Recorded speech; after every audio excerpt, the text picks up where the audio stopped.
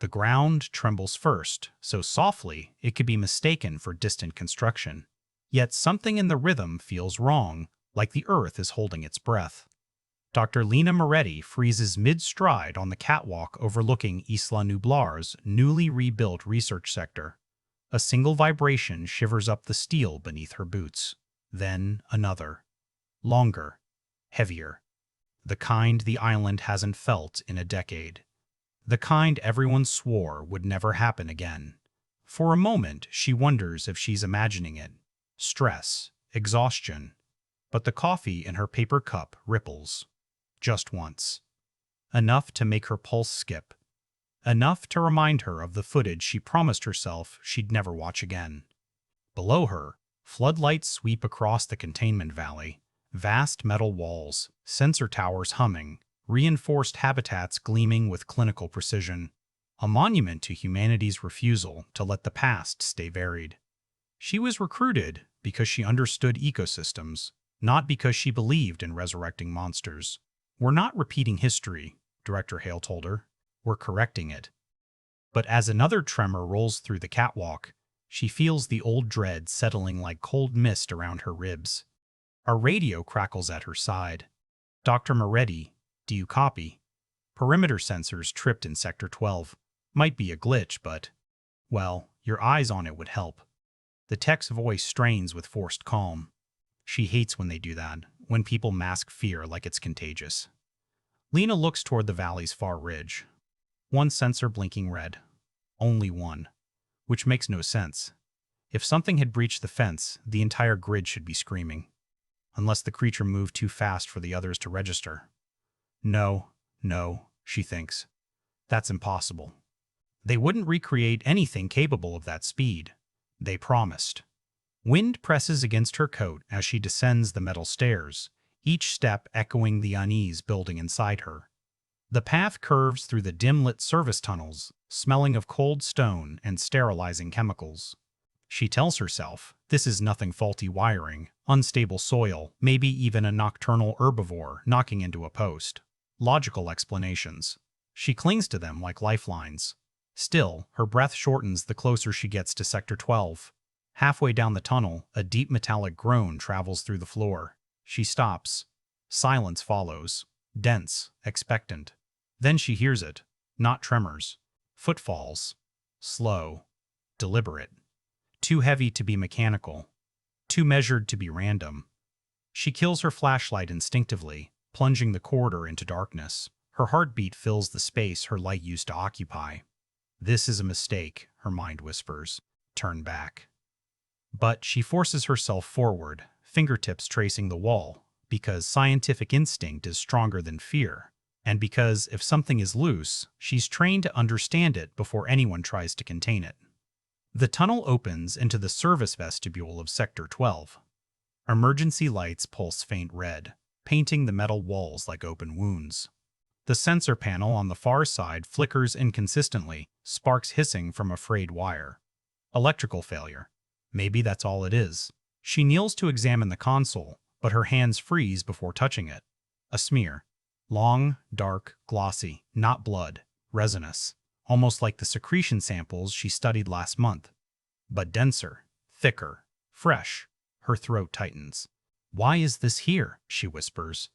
Only one species in their catalog produces secretion that viscous, and that species was never approved for live development. Hale assured her the embryo research remained theoretical, that it would never move past simulation. So why is its biological signature on a Sector 12 wall? A distant clang echoes through the valley outside, metal hitting metal, followed by the violent shudder of something testing weight against steel. Lena rises slowly, heart pounding in her ears. The containment wall to the north. Is it straining? She edges toward the viewing slit, breath fogging the glass, searching for any sign of movement in the moonlit compound. She sees the habitat. She sees the reinforced gates. She sees the observation tower standing still as stone. But just as she starts to exhale, a shadow shifts, far too tall to belong to any herbivore, too fluid to be machinery. It glides behind a boulder, silent as a hunting cat. Something massive but controlled. something that understands how to stay unseen. The radio at her hip crackles again. Dr. Moretti? Status update? Director Hale wants confirmation the area is stable. She doesn't respond. She can't. Her eyes stay locked on the boulder where the shadow vanished. Every instinct screams to run, yet she leans closer instead. The air on the other side of the glass shivers with movement. Then, briefly, a shape emerges. Not fully. Not enough to identify. Just enough to destroy her composure. Scales that reflect moonlight like fractured glass, muscle shifting beneath plated hide, and eyes, cold, calculating, too still to belong to a creature engineered for display. This thing is studying its environment, studying weakness, studying escape. She stumbles back, pulse hammering, breath sharp. Because the creature she just saw, the one the board claimed they never created, isn't supposed to exist. And if it's grown enough to test the walls, then containment has already failed long before anyone realized. Another tremor ripples through the tunnel. Stronger. Closer. The boulder shakes, dust sliding from its edges.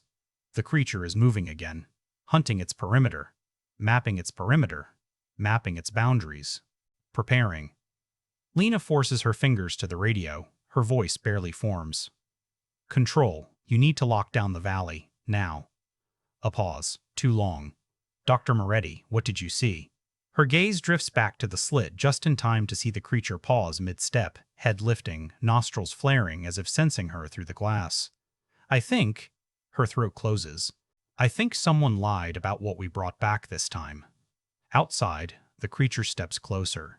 She doesn't scream when the lights die. She inhales sharply, a small, tight sound swallowed by the darkness wrapping the tunnel. For a moment, everything freezes. No hum of generators. No distant alarms. Just the thick, living quiet that follows disaster. Then, a single emergency strip stutters to life above her, bathing the corridor in blood-colored glow. Shadows sharpen. Corners stretch. Every instinct inside her recoils. The radio in her hand flickers with static. Control to Dr. Moretti, Lena. Can you confirm? We're reading a total power dip in your sector. Backup should have kicked in by now. Are you safe? She hears the panic they're trying to mask, but she can't answer because her attention locks on the viewing slit again. The creature is no longer there. The boulder it hid behind stands alone, dust still falling in lazy spirals as if disturbed only seconds ago. Whatever was watching her is now somewhere she can't see. She forces breath into her lungs, trying to anchor her thoughts. Sector 12 lost power, she finally whispers. I'm moving to the junction relay. A lie. She isn't moving anywhere near that thing. But she needs time to think, to understand what she saw, because if she says it out loud, if she names the species she suspects, panic will spread faster than containment protocols can handle. Her boots crunch softly over the tunnel floor as she backs away from the slit. Every step feels like negotiating with the dark. She keeps her flashlight off.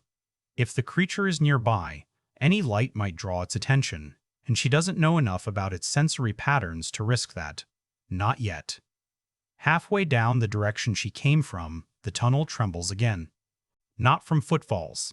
This vibration is thinner, faster, mechanical. A security drone rounding the curve, lights spinning green. Relief unwinds through her muscles until she notices the scorch across its casing. Something shredded the sensor array. The drone limps forward like an animal dragging a broken limb. Lena steps aside, heart pounding. Control, your drone is compromised. Did you manually deploy? The drone jerks, stops, turns its camera toward her, and then, without warning, its lights go dead. Total failure. Silence again. Her throat tightens. Something touched this machine. Recently. Enough to carve into its shell and burn out its circuitry. That resin she found on the console, that wasn't random secretion. It was marking.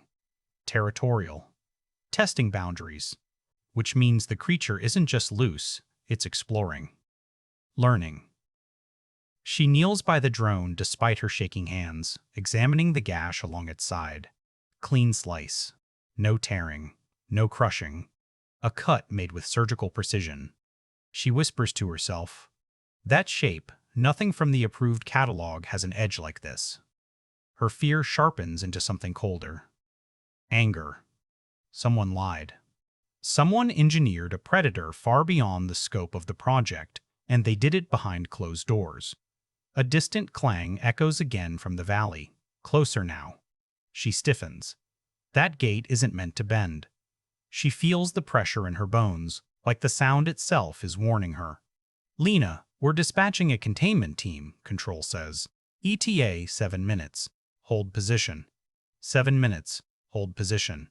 7 minutes." She nearly laughs.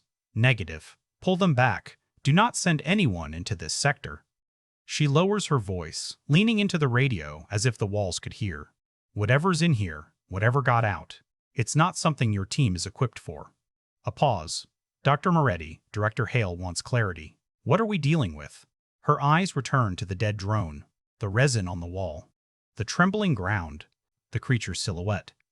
Too large for a raptor, too silent for a T-Rex, too calculating for anything sourced from fossil DNA alone. "I can't confirm," she murmurs, "because if I'm right, it shouldn't exist."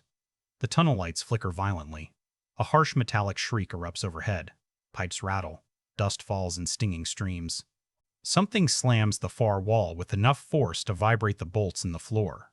Lena instinctively retreats toward the stair shaft that leads to the auxiliary corridors. Then she hears it. Breathing. Slow, heavy, deliberate. Not in the tunnel ahead.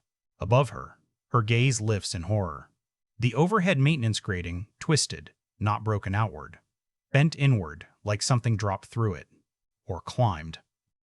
She backs against the far wall, breath shallow. The emergency light glows just enough to reveal fresh gouges along the metal. Long gouges. Curved. Talons tracing exploratory lines. She whispers, "This thing is hunting." Early behavior. Testing. Mapping. Her mind races. Predators don't explore vertical routes unless they're adapted for arboreal stalk. Which means... A sound interrupts her thought. A soft, rhythmic clicking far down the dark shaft above. Like claws tapping metal in deliberate sequence. Communicative. Or playful. Her stomach turns cold. "Control," she whispers. "Tell Hale he needs to meet me. Alone. No teams, no weapons. And he needs to bring the embryo archive." Why? What's going on? Lena's eyes lock on the ceiling where the clicking continues, closer now, echoing through the dark. "Because," she says, voice trembling, "I think someone built a hybrid, and I think it remembers us." The clicking stops. Then something moves. For several seconds, Lena doesn't move. The clicking above her fades into a soundless expectation, as if whatever made it is now waiting, listening, measuring her response. Fear pulses through her like electricity, sharp enough to taste. She forces her lungs to fill, forces her legs to straighten. She can't freeze. Not now. Not when a single mistake might tell the creature exactly how frightened she truly is. Animals hunt fear. Intelligent ones manipulate it. She edges toward the auxiliary stair shaft, each step slow, careful, her boots barely whispering against the floor. The overhead grating creaks softly. Something shifts its weight. She imagines it crouched above her, muscles coiled, head tilted, pupils narrowing as it mirrors her movements. That image threatens to unravel her composure, but she holds herself together by focusing on one truth. If this thing wanted to drop on her, it already would have. It isn't attacking, it's learning her. The stairwell door moans open when she pulls it. Too loud. She winces. The response above is immediate, a scraping pause like the creature freezing mid-motion. Listening. Then, nothing. That silence is worse than the clicking. She slips inside the stairwell and begins descending the metal steps quickly but controlled, her hand on the rail to steady her trembling balance. Halfway down, she forces herself to breathe evenly. She repeats a mental mantra, observe, don't panic. The unknown is data, not doom. She's used that phrase since grad school, back when her greatest fear was misclassifying an ecosystem model. How small those fears seem now. When she reaches the lower access corridor, the temperature drops sharply, colder than the rest of the tunnels. Airflow disruption. Ventilation has been rerouted or compromised. Emergency lights flicker here too, but a faint glow spills from a room at the far end, the secure data lab. Relief hits her like a small mercy. If systems are still running in there, she might pull archived embryo logs herself instead of relying on Hale's filtered briefing summaries. But when she approaches the door, she stops dead. It's already open. A wedge of pale, sterile light cuts across the floor, shimmering faintly as dust drifts through it. Her breath hitches. Someone has been inside recently. Or worse, something has. She presses her back to the wall and peeks around the frame. The lab is intact but chaotic. Papers scattered. Console drawers open. A centrifuge knocked over. Yet the damage isn't violent. It's investigative. As if whoever searched was looking for something specific. Lena steps inside cautiously. Her boots slip slightly on glass shards from a broken sample vial. She kneels, picks up a fragment. The label is half peeled, but she recognizes the prefix, HBR09, Hybrid Research Batch.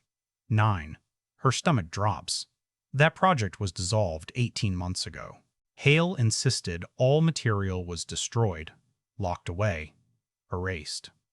If vials from that batch were here, if something rifled through them, then the creature's origin isn't theoretical at all. It's deliberate. She rises, jaw tightening with a surge of anger so sudden it steadies her hands. She has spent her career studying ecosystems so humans could coexist responsibly with resurrected species, not weaponize them, not twist nature into puzzles that bite back. A console monitor flickers weakly. She taps the screen. It glows, dim but functional. Password prompt. Her fingers move automatically, typing her encrypted credentials. The system hesitates, then grants access. Project logs load slowly, each file icon pulsing like a heartbeat. She scrolls. Most entries are locked behind director-level clearance, but one file sits open, recently viewed. Timestamp 20 minutes ago. Her pulse quickens. She opens it. A sequence of video thumbnails appears. Observation chamber footage. Low light, grainy, time-stamped over the past year. She selects the most recent clip and audio crackles through the small wall speaker. The screen shows a reinforced chamber, larger than any current facility cell. In the center, a shape moves. Not fully visible. Cloaked in shadow. But its outline is unmistakable. Tall. Predatory. Limbs proportioned for both sprint and climb. And along its back, faint bioluminescent lines pulse like living circuitry. Lena's breath catches. Bioluminescence wasn't in any approved genome template. On the recording, a voice murmurs from behind the camera. Hale. Calm. Almost tender. Behavioral progression exceeds expectations. Cognitive mapping accelerating. Subject identifies handlers by scent and silhouette. Shows preference toward enclosure boundaries. We may need to increase vertical reinforcement. He pauses, then adds quietly, "It's beginning to recognize me." Lena's skin prickles. Betrayal settles heavily in her chest, sharp and personal. Hale didn't just authorize the hybrid, he nurtured it. The screen glitches. Static bursts. Then the last frame freezes on the creature's eyes. Reflective, unblinking, eerie in their precision. Not wild, not instinct-driven. Intentional. Something shifts behind her. Lena whirls, heart leaping into her throat. A silhouette stands in the doorway. For a split second, she thinks it's the creature.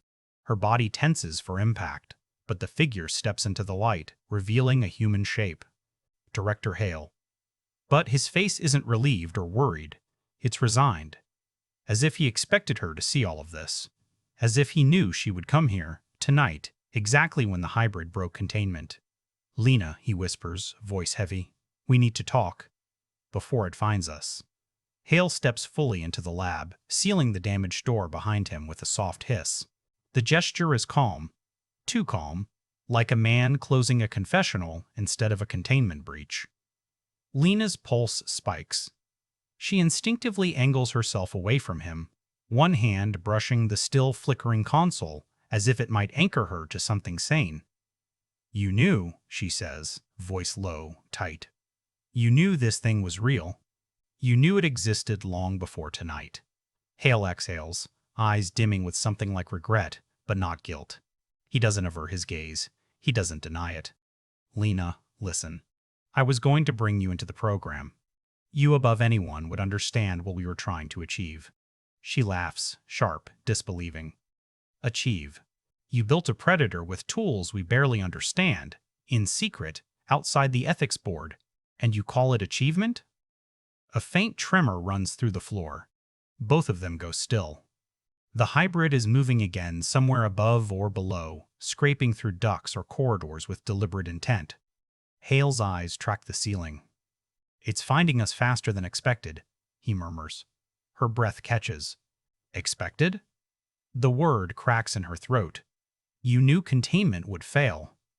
The silence that follows is its own confession. Lena steps toward him, fury overriding fear. Hale, tell me what you did. He meets her gaze, something old and weary in his expression. We built a creature capable of adapting, of thinking beyond instinct, a new genesis. Something that wouldn't just survive an ecosystem, it would perfect it. That's not science, she whispers. That's hubris. It's progress, he counters softly. Another tremor. Louder. Lena's nerves spike. But Hale stands in its wake like a man accepting the storm he created. She glances toward the hallway. We need to evacuate. Now. His jaw tightens. We can't. Not until we retrieve the override module. Override module? A cold knot forms in her gut. She spent months analyzing biocontrol systems, and none included a true override because a creature with enough cognition could learn to resist it, or destroy it, or worse, reinterpret it. Lena narrows her eyes. Where is it? Hale hesitates. A small, fatal hesitation. Then, in the archival vault, sublevel 3. Her stomach sinks. The vault? The one sealed during the nesting event scare last year. It's half collapsed. It's still accessible, he insists. We go now, before it cycles lockdown. Another vibration shakes dust from the overhead ducts. The hybrid is closer, hunting the tunnels, mapping their voices. Lena steps backward toward the corridor. We're leaving. If you want your module, you can bring it to me at the dock once you're alive to use it. She turns, but Hale grabs her arm, not violently, but firmly, desperate. Lena, he breathes, if the creature reaches the valley perimeter, it won't stop at the island. Something shifts in his voice. An admission, buried but undeniable. Fear. Actual fear. The floor groans. A metal shriek echoes through the ventilation shaft. Something is forcing its way through a narrowing duct. Her breath chills. It's tracking thermal signatures. Hale nods. It learned quickly. Learned, she snaps. This fast? He doesn't answer. Which is an answer? She pulls her arm free. What else aren't you telling me? Before he can respond, a sudden impact rattles the ceiling above them. Metal buckles. Dust rains in thick clouds. A long, low exhale vibrates through the vents. Hot, predatory air. Lena freezes. The hybrid is right overhead. Hale kills the lab lights with a slap to the panel. The room plunges into darkness, except for the faint glow of the console screen and a thin blade of red from the hallway emergency strips. Silence presses against them. Then, a claw punctures the ceiling. Just one. Long. Curved.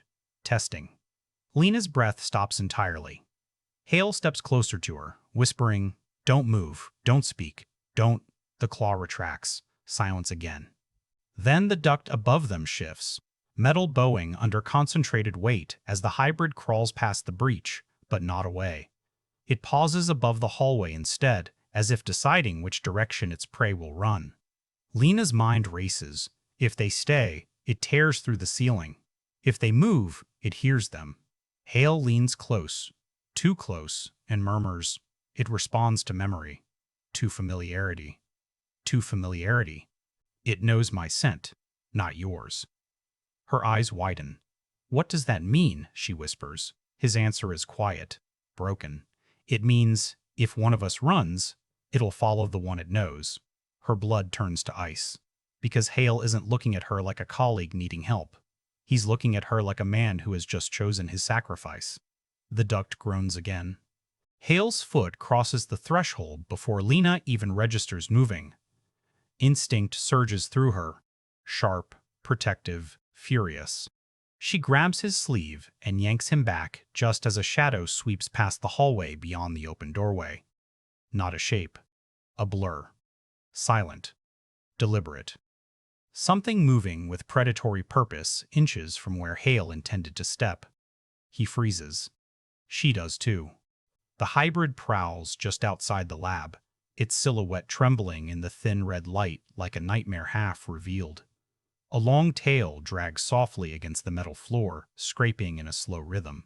Not rushing, not attacking, listening, testing the air for heat, breath, intention. Hale whispers, "It knows I'm here." Lena's voice cracks. "It was waiting for you." The creature shifts, rising slightly onto its hind limbs. Its movements have weight, but not clumsy weight precision. Purpose. She can't see its face yet, but she hears it inhale. A slow drag of air through predatory nostrils. A sound too aware for an animal. Too patient. Hale grips the doorframe, steadying himself. "I need to draw it away." "You go to the vault." "What? What?" "You go to the vault." "No. You're the only one who can read the genome mapping failsafes if the module's corrupted. I built the creature, but you're the one who can stop it." Her stomach clenches. "You built it. You should. It won't chase you," he breathes. His voice trembles for the first time. "I made sure of that." Her eyes widen. "What does that mean, Hale?" He hesitates. It's microscopic, but she catches it, and the truth hits her like a blow. "You imprinted on it," she whispers. "Didn't you?" A soft sound answers her, not from Hale, from the hallway. A low, rumbling trill vibrates against the floor. Not aggressive, not territorial. Recognition. Her skin goes cold. Hale's shoulders sag. There was no other way to gain its trust.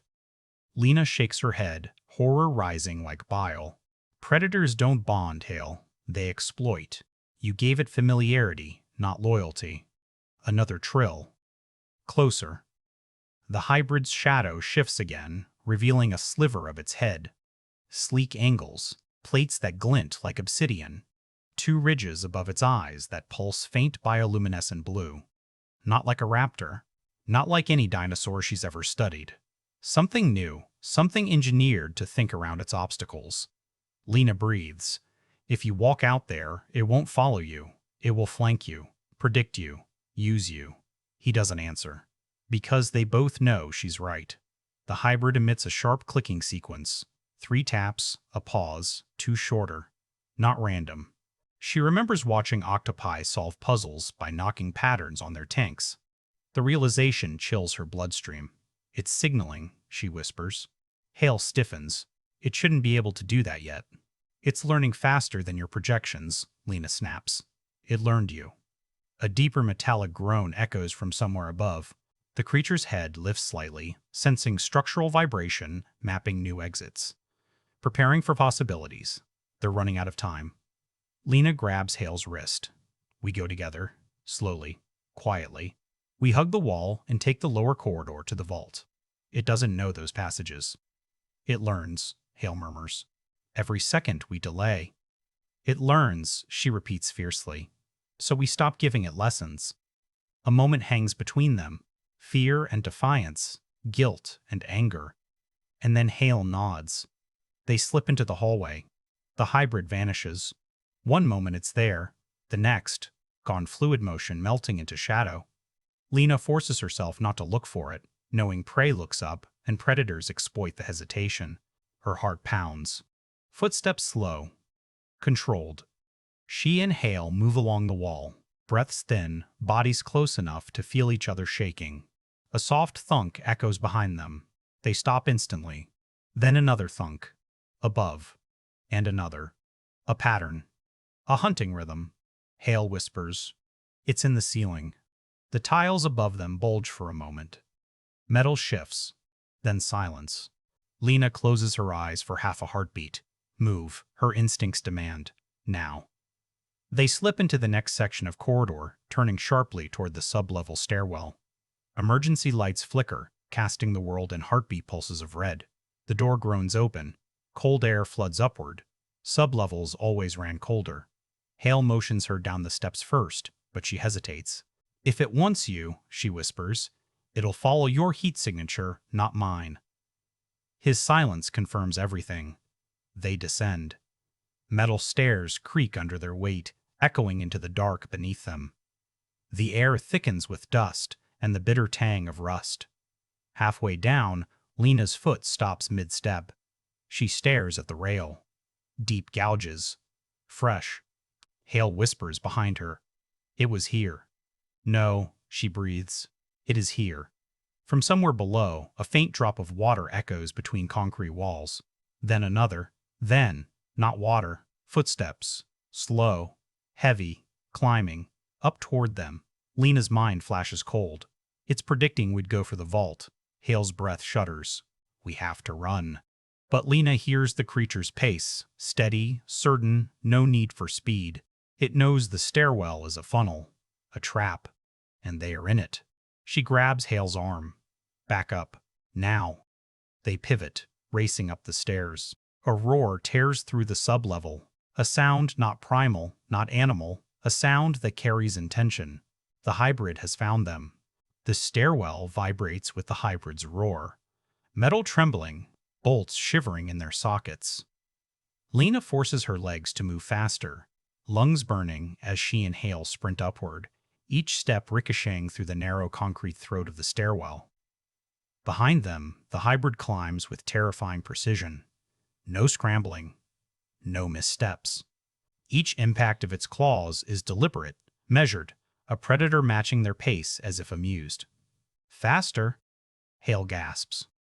Lena doesn't waste breath replying. She pushes harder, gripping the railing, momentum yanking her upward. The emergency light flickers, strobes of red slicing through darkness. For a heartbeat, she sees it, far below, clinging to the underside of the stairs. Its body inverted, limbs folded like a nightmare spider, bioluminescent lines along its flank pulsing with predatory focus. Her lungs seize. It isn't merely climbing, it's anticipating. They burst onto level 1. Hale slams the door behind them. Metal meets metal with a hollow crash. The stairwell shakes violently, a thunderous impact from the other side. Hinges bend. Screws scream. It'll break through. Lena gasps. Hale grabs her wrist, pulling her down the corridor. "Server bay. Go." They sprint across the cold floor, boots slapping against polished concrete. Sirens sputter to life overhead, delayed emergency protocols finally catching up. Red strobes bleed through the hallway. A deafening crash erupts behind them. The stairwell door flies inward, shredded into spinning metal shards. The hybrid emerges from the smoke and dust.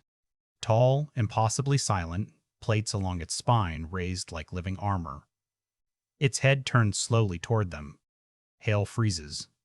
Lena yanks him hard. "Move." The hybrid explodes forward, not charging. Calculating. Its claws strike the wall, using it as a springboard, body twisting midair with unnatural grace. Hale dives left. Lena dives right. The creature lands between them with a shuddering impact that rattles the ceiling. Its tail sweeps across the floor, fast. Lena rolls beneath it, breath knocked from her lungs. The tip carves a trench in the wall where her head was moments earlier. Sparks erupt. Hale scrambles to his feet. "This way," he shouts. The hybrid hears him. Its head snaps toward his voice. In that single instant, Lena understands the truth. Hale refused to say out loud. It recognizes him. Not as an enemy. As an unfinished command. "Hale, don't run straight," she screams. Too late. He bolts down the hall, the worst direction. A narrow choke point. The hybrid's muscles coil. Then it moves. The world blurs, metal groans. Air shreds around its charge. Hale barely reaches the corner before the creature smashes into the wall beside him, cracking concrete like eggshell. He stumbles back, trapped between a dead end and the thing he created. Lena's heart stops. "Hale." His eyes meet hers across the hall, fear breaking through the facade for the first time. "Lena," he whispers, "I'm sorry." The hybrid closes in.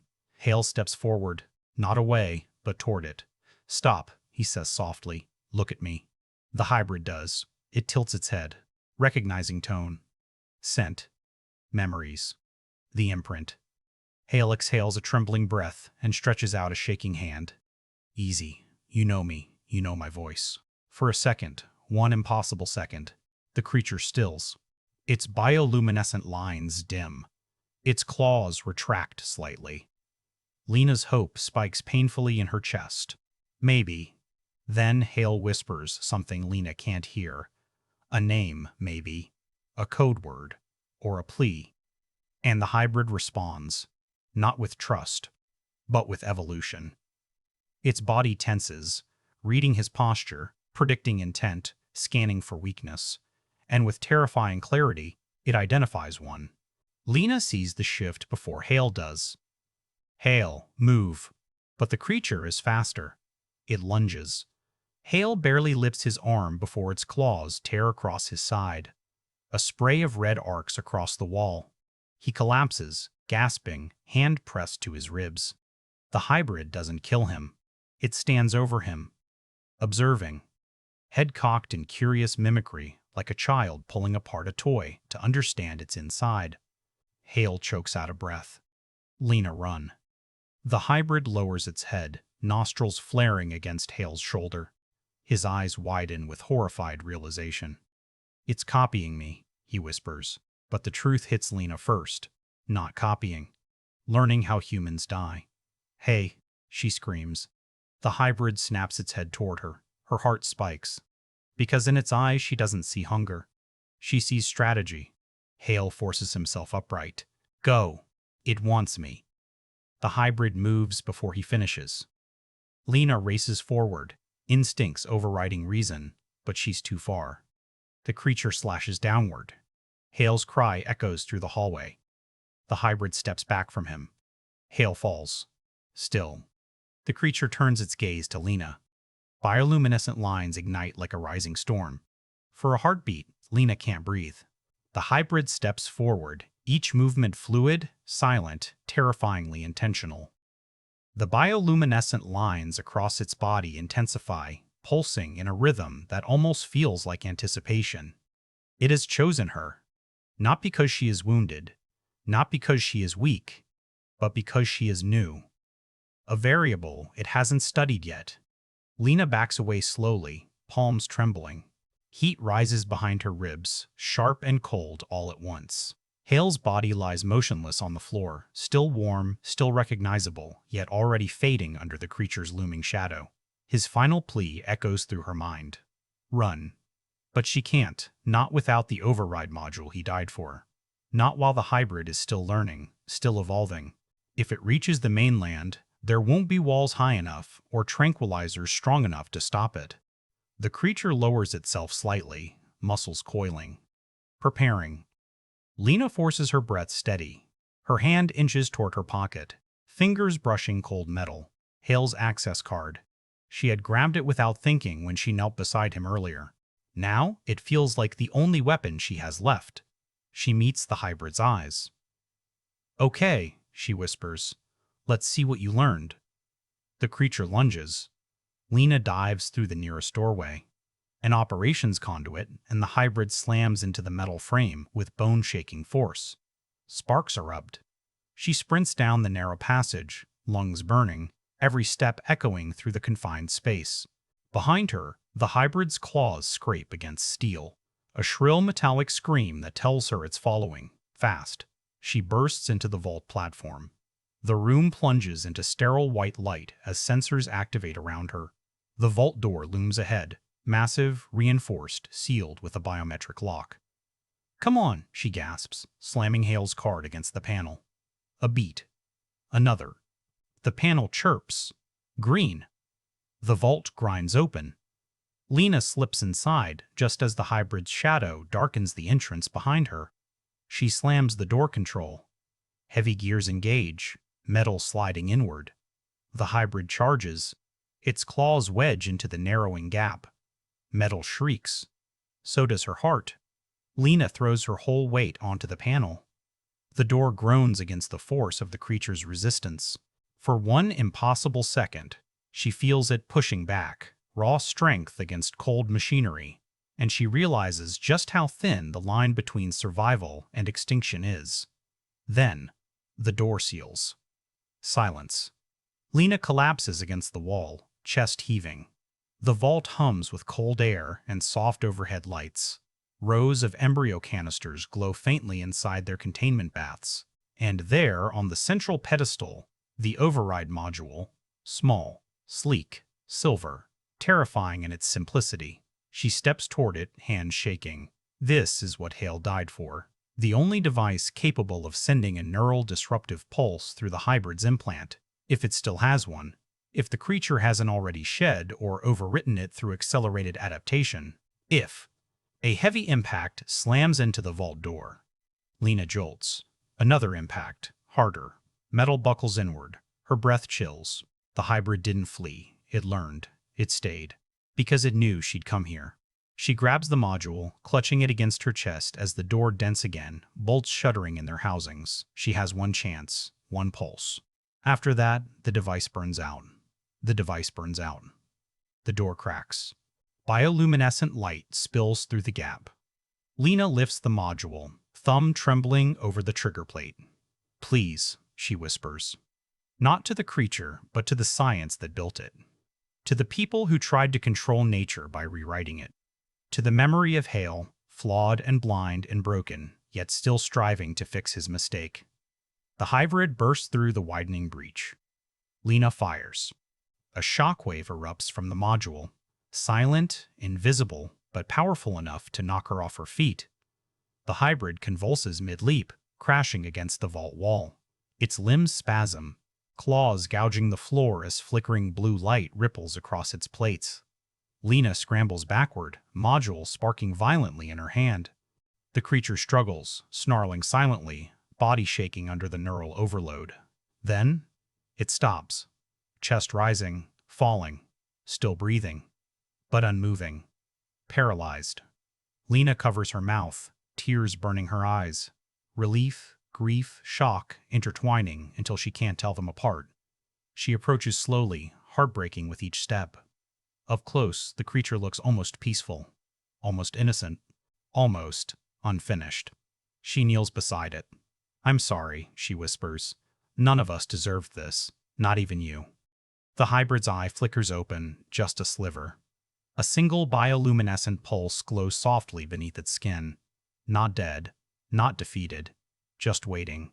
Lena freezes, breath trembling. Because that pulse is rhythmic, deliberate, learning. The vault lights dim, and the creature's eye shifts toward her, not with rage, with recognition. A new imprint, a new target, a new beginning. The story does not end here. It evolves.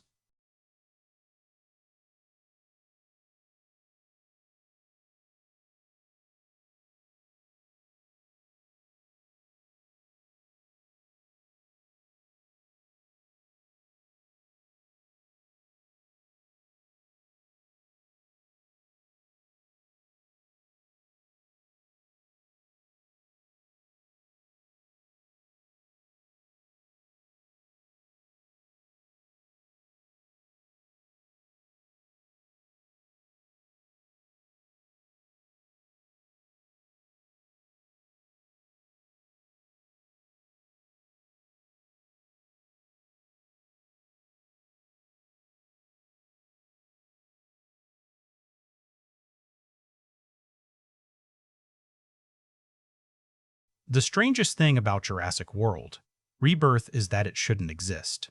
At least, not in the form it finally arrived in 2025. The franchise had already run the full evolutionary cycle. Awe, spectacle, decline, reinvention, exhaustion. By the time the previous trilogy wrapped, studios were wary of revisiting dinosaurs yet again. But then came director Ava Kincaid, a filmmaker whose career had been building toward exactly this kind of creative gamble. Her background wasn't blockbuster fare. She made her name with two intimate survival dramas and a hauntingly poetic sci-fi thriller that turned loneliness into an atmospheric pressure system. She wasn't the obvious pick to resurrect a billion-dollar franchise, and that, paradoxically, is what made her the perfect one. Kincaid didn't want to resurrect the old formula, she wanted to interrogate it. What pulled her toward the project was an obsession she carried since childhood, not dinosaurs, but ecosystems. She had spoken for years about how Hollywood treats nature as a backdrop rather than a protagonist. So when Universal approached her after abandoning an early reboot draft, she pitched something radical. A Jurassic film told from the collapse outward instead of the catastrophe inward. In her eyes, the old films focused on human arrogance. She wanted to focus on human insignificance. That difference in emphasis would become the creative spine of Rebirth, informing every artistic choice that followed. Her vision wasn't to repeat Spielberg's awe or Trevorrow's spectacle. It was to restore danger, mystery, and a sense of biological inevitability to a world we thought we already understood. Before signing on, she asked for something studios rarely give even established blockbuster directors: environmental control. That meant the freedom to reimagine the dinosaurs themselves, how they moved, how they interacted with the landscape, and how they shaped story rather than merely decorating it. It also meant pushing for practical effects wherever possible. Kincaid insisted that characters had to physically occupy the same space as the creature's presence: wind displacement, foliage interaction, shifting weight. She argued that audiences subconsciously feel when creatures exist only in pixels. The studio hesitated, remembering the ballooning animatronic budgets of past entries, but her reputation for lean, efficient productions carried weight.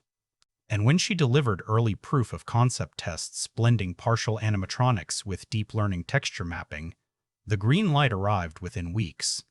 What makes Kincaid unusual isn't just her visual sensibility, it's her collaborative philosophy. She doesn't operate like an auteur issuing commands from a creative throne. She builds ecosystems the same way she directs. Her first move was bringing aboard paleobiologist consultants who weren't merely technical advisors, but narrative architects. They debated how a revived species would adapt after a decade of uncontrolled global dispersion. They mapped theoretical migration patterns. They proposed new interspecies tensions. And that scientific input directly shaped script development, creature design, and even staging of major action sequences. It's rare to see a blockbuster director treat scientific plausibility as a dramatic engine rather than a promotional bullet point. But Kincaid understood something essential. Scientific accuracy isn't restrictive. It's generative. The more grounded the biology, the more terrifying the unpredictability. But she didn't stop with science. She reached across disciplines: environmental philosophers, behavioral ecologists, even soundscape ecologists who study natural patterns of sonic communication in complex habitats. Their research filtered into her thematic approach. She kept asking her department heads the same question: if the natural world reclaimed control, what would it sound like? What would it feel like? Her goal wasn't the typical blockbuster escalation of threat. It was to restore humility, to make humanity small again. That philosophy is what ultimately differentiates Rebirth from the franchise's prior entries. While earlier films centered on humans surviving dinosaurs, Kincaid's vision reframed survival itself as a negotiation with evolutionary history. One of the most intriguing stories behind the movie's development involves how the studio's initial pitch clashed with her own.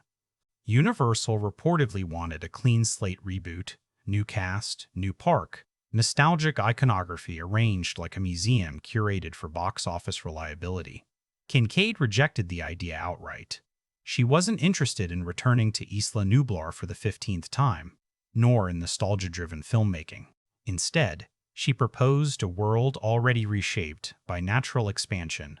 Dinosaurs, not as anomalies, but as widespread apex competitors. That pitch terrified executives because it removed the narrative safety net of enclosed spaces and controllable threats.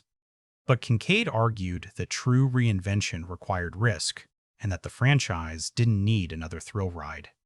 It needed meaning.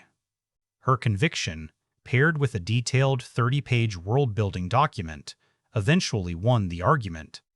You can feel that conviction in the conceptual art produced during pre-production. Forests reclaimed by towering titanosaurs.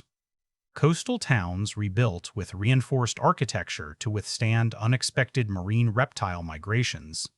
Highways altered by the presence of herds, as though the modern world had reluctantly bent to a new evolutionary hierarchy. Kincaid treated the film not as a disaster tale, but as an environmental transition story. Humanity, for once, was not the dominant force on the food chain. Watching these early designs, it becomes clear why the studio ultimately surrendered to her perspective. The imagery wasn't just striking, it promised a version of Jurassic we had never seen. What's equally fascinating is how Kincaid positioned her characters. From the earliest drafts, she resisted the franchise's tradition of centering scientists who attempt to control the uncontrollable. Instead, she wanted characters whose emotional arcs were shaped by adapting rather than conquering. The director believed the most honest lens to view this world was through those forced to coexist with it rather than those trying to restore the old order. That shift drastically altered the narrative tone. Survival became less about clever problem-solving and more about reconciling with a world that no longer cares about human dominance. Even before actors were cast, the story had already become one of humility, resilience, and ecological reckoning. What emerges from examining her visionary footprint is simple. Rebirth isn't a franchise cash grab. It's a philosophical act of reclamation. Kincaid approached the material the way a painter approaches a canvas already heavy with previous brushstrokes. Her task wasn't to erase them, but to reinterpret them into something new. And to understand whether that reinterpretation holds, we have to look beyond vision and into the foundation supporting it, the screenplay itself, the earliest expression of the world she wanted to build. That's where this reborn Jurassic era truly begins to take shape. The story of Jurassic World, Rebirth, didn't begin with dinosaurs, chases, or spectacle. It began with a single question that Ava Kincaid scrawled across the first page of her development journal. What happens when nature stops asking permission? That question shaped every draft that followed. What makes the script's evolution so compelling is how drastically it diverged from the studio's initial plan. The early concept, before Kincaid was hired, resembled a conventional reboot, a contained setting, a new park, a return to familiar beats. But once she stepped in, those ideas dissolved. She wanted a world already altered, a landscape where humans aren't rebuilding after disaster, but living inside the consequences of one. The studio paired her with screenwriter Maya Deschmuck, whose work on grounded ecological dramas had earned quiet critical acclaim. Deschmuck didn't come from blockbuster territory either, and that turned out to be the secret weapon. From their first meeting, the two aligned on an unconventional approach. The script wouldn't treat dinosaurs as plot devices, but as environmental pressures that change character psychology. They built the story not by asking, what would be a cool set piece? But, how does this world reshape human behavior, economics, community, identity? This allowed them to craft a narrative where tension isn't manufactured artificially. It erupts naturally from the premise. Draft 1 focused heavily on world building. It read almost like speculative fiction, weaving sociological detail into every sequence. Deschmuck reportedly spent 6 months just mapping how different regions adapted to the presence of dinosaurs.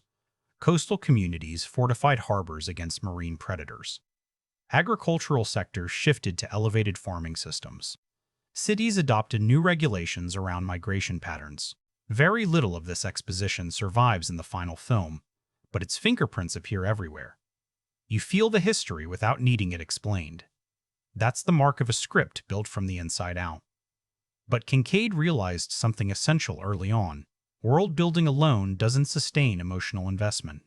By Draft 2, she and Deschmuck reframed the narrative around a central character conflict. humans trying to negotiate identity in a world that no longer prioritizes them. This shift gave the screenplay momentum. It allowed the writers to tether colossal ideas to intimate stakes. You're not just watching an altered ecosystem, you're watching people confront what it means to be fragile again. And that emotional spine is what makes Rebirth feel like more than a spectacle piece. Dialogue became another major point of evolution. Kincaid has always been allergic to exposition, and she pushed Deshmukh to strip dialogue down to its most evocative essence. The goal wasn't realism. Blockbuster characters often sound overly polished, but resonance. Characters speak with the weight of living under constant ecological uncertainty. Conversations are laced with quiet dread, practical resignation, flashes of wonder. Even silence becomes part of the script's lexicon. In several key scenes, what's unspoken carries more charge than anything verbalized. That kind of restraint is rare in a franchise built on characters explaining the impossible. The biggest structural challenge arrived midway through development. Kincaid wanted the story to unfold more like environmental escalation than traditional three-act plotting. In earlier films, dinosaurs function like antagonists that trigger plot turns. In Rebirth, they behave according to their own logic, indifferent to human desires. That forced the writers to rethink act breaks entirely. Instead of centering reversals around human decisions, the script leans on shifts in ecological balance, unseasonal migrations, territorial chain reactions, ecosystem failures. These aren't twists in the traditional sense. They're environmental events that characters must adapt to. This choice risks narrative looseness, but Kincaid believed authenticity mattered more than rigid adherence to formula, yet structure couldn't be abandoned completely. After several drafts faltered in pacing, they introduced a narrative anchor, a specific region facing a destabilizing biological event, creating a ticking clock rooted not in villainy, but in ecological chain reaction. This gave the story propulsion without betraying its grounded approach. It wasn't a traditional stop-the-monster plot. It was a struggle to prevent the collapse of an already delicate coexistence. Another fascinating detail emerged from reports of the writing process. The team maintained a no nostalgia crutch policy. Any reference to legacy characters or moments had to serve thematic purpose, not fan service. They eliminated entire sequences that echoed earlier films too closely. The writers respected the franchise's history, but refused to be imprisoned by it. What stayed in the script were motifs rather than callbacks, subtle parallels that reward longtime viewers without alienating new ones. That discipline kept the screenplay sharp and freed it from the gravitational pull of the past.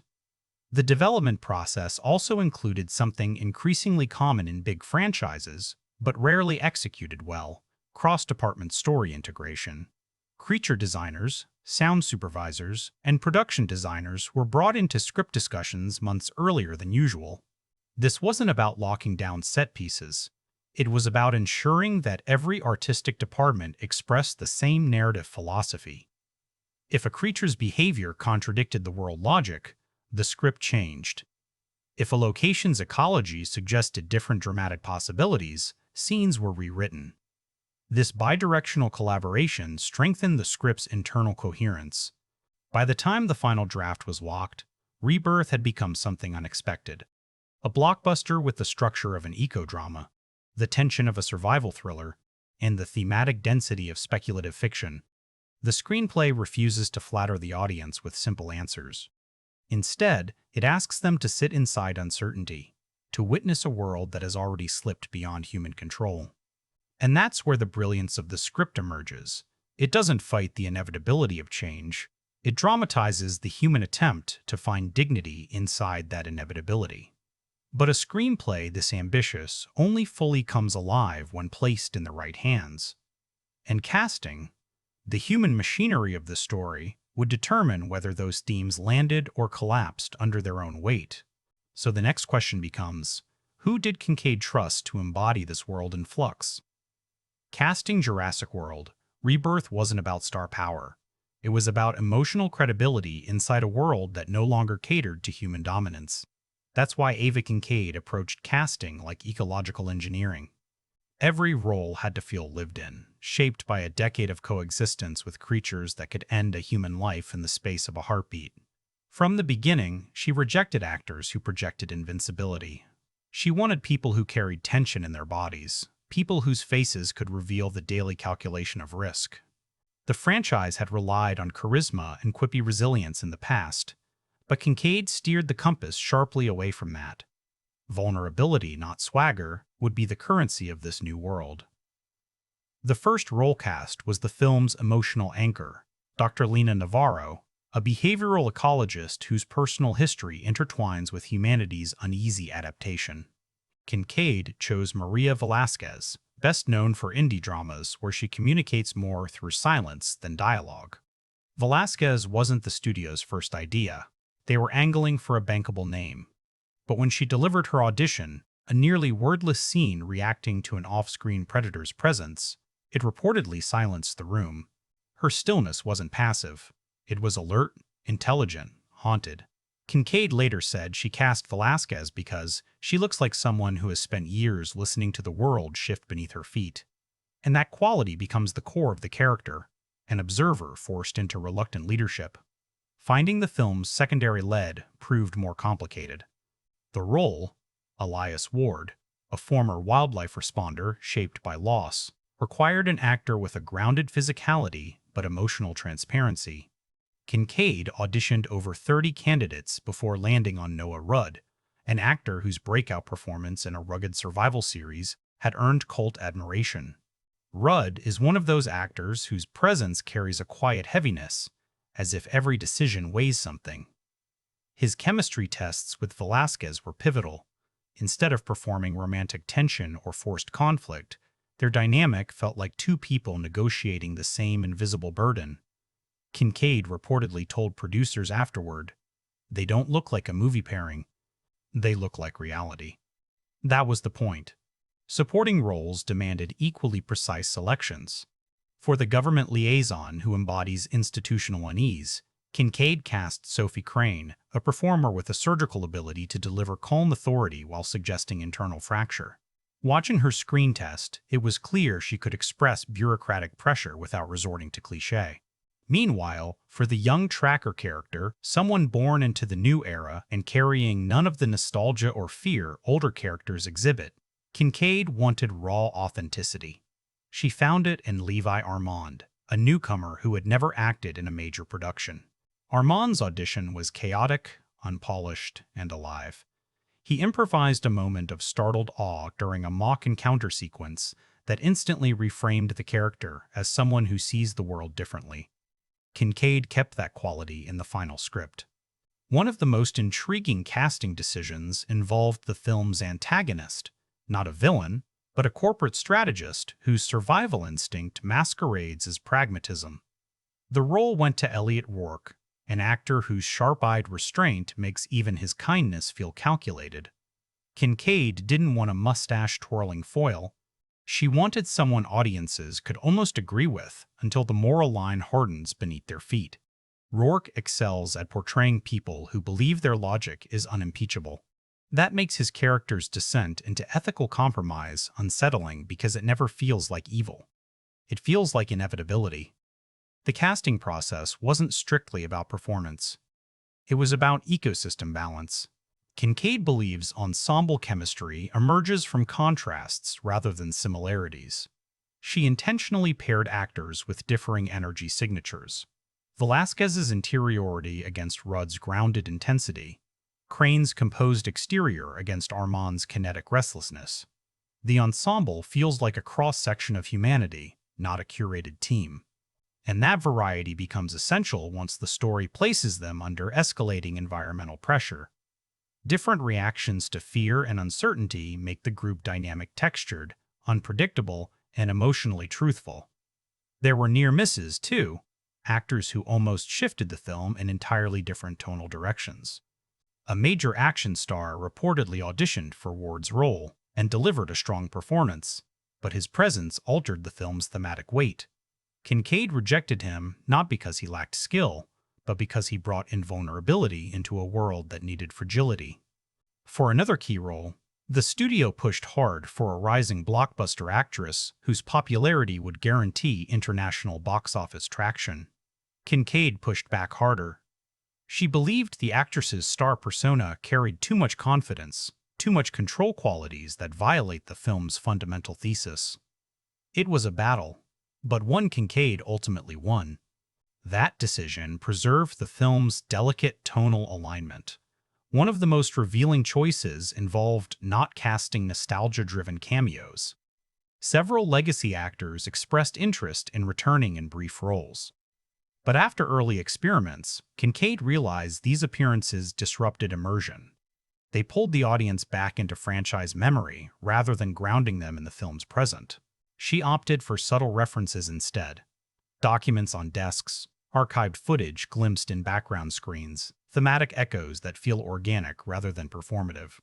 The restraint was bold, and it signaled Kincaid's commitment to telling a story free from the gravitational pull of earlier installments. What emerges from this casting process is a tapestry of performers who feel weathered, shaped by environment rather than narrative convenience. You don't watch them and think movie characters. You watch them and think survivors. That authenticity is what gives Rebirth its emotional heft. It's not spectacle carrying the actors. It's actors grounding the spectacle. But casting is only the beginning. What truly reveals whether these choices were right is how these performers inhabit their characters once the world closes in around them. And that's where the film's most electrifying work begins.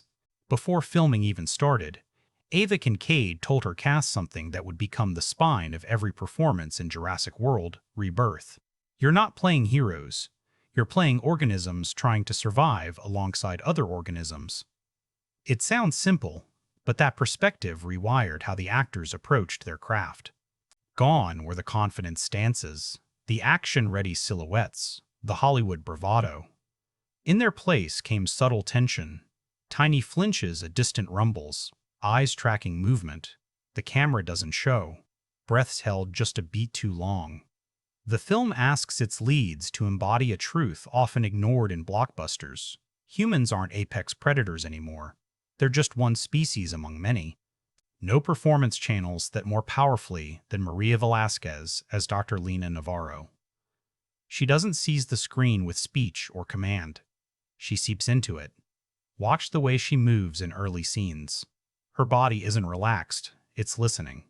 Shoulders slightly forward, neck taut, weight distributed carefully, as if every surface could betray her. Velasquez builds a character who has spent years studying animal behavior while simultaneously adapting her own. Her first major scene, calming a panicked crowd during a territorial migration, shows exactly why Kincaid cast her. She speaks softly, not to soothe the people, but to avoid triggering the creatures nearby. That distinction reveals the entire psychology of the character. She doesn't dominate the environment, she negotiates with it. One of Velasquez's greatest assets is how she plays intelligence without performance. Many actors signal smart through speed. Quick speech, quick thoughts, a sense of mental velocity. Velasquez does the opposite. She plays intelligence through observation. Silence becomes her scalpel. In one breathtaking sequence, she watches a predator shift its gait after sensing an injured juvenile in its pack. There's no exposition, no whispered explanation. The entire moment rests in her face. A brief widening of the eyes, a tightening of the jaw, the flicker of realization that the rules of engagement have just changed.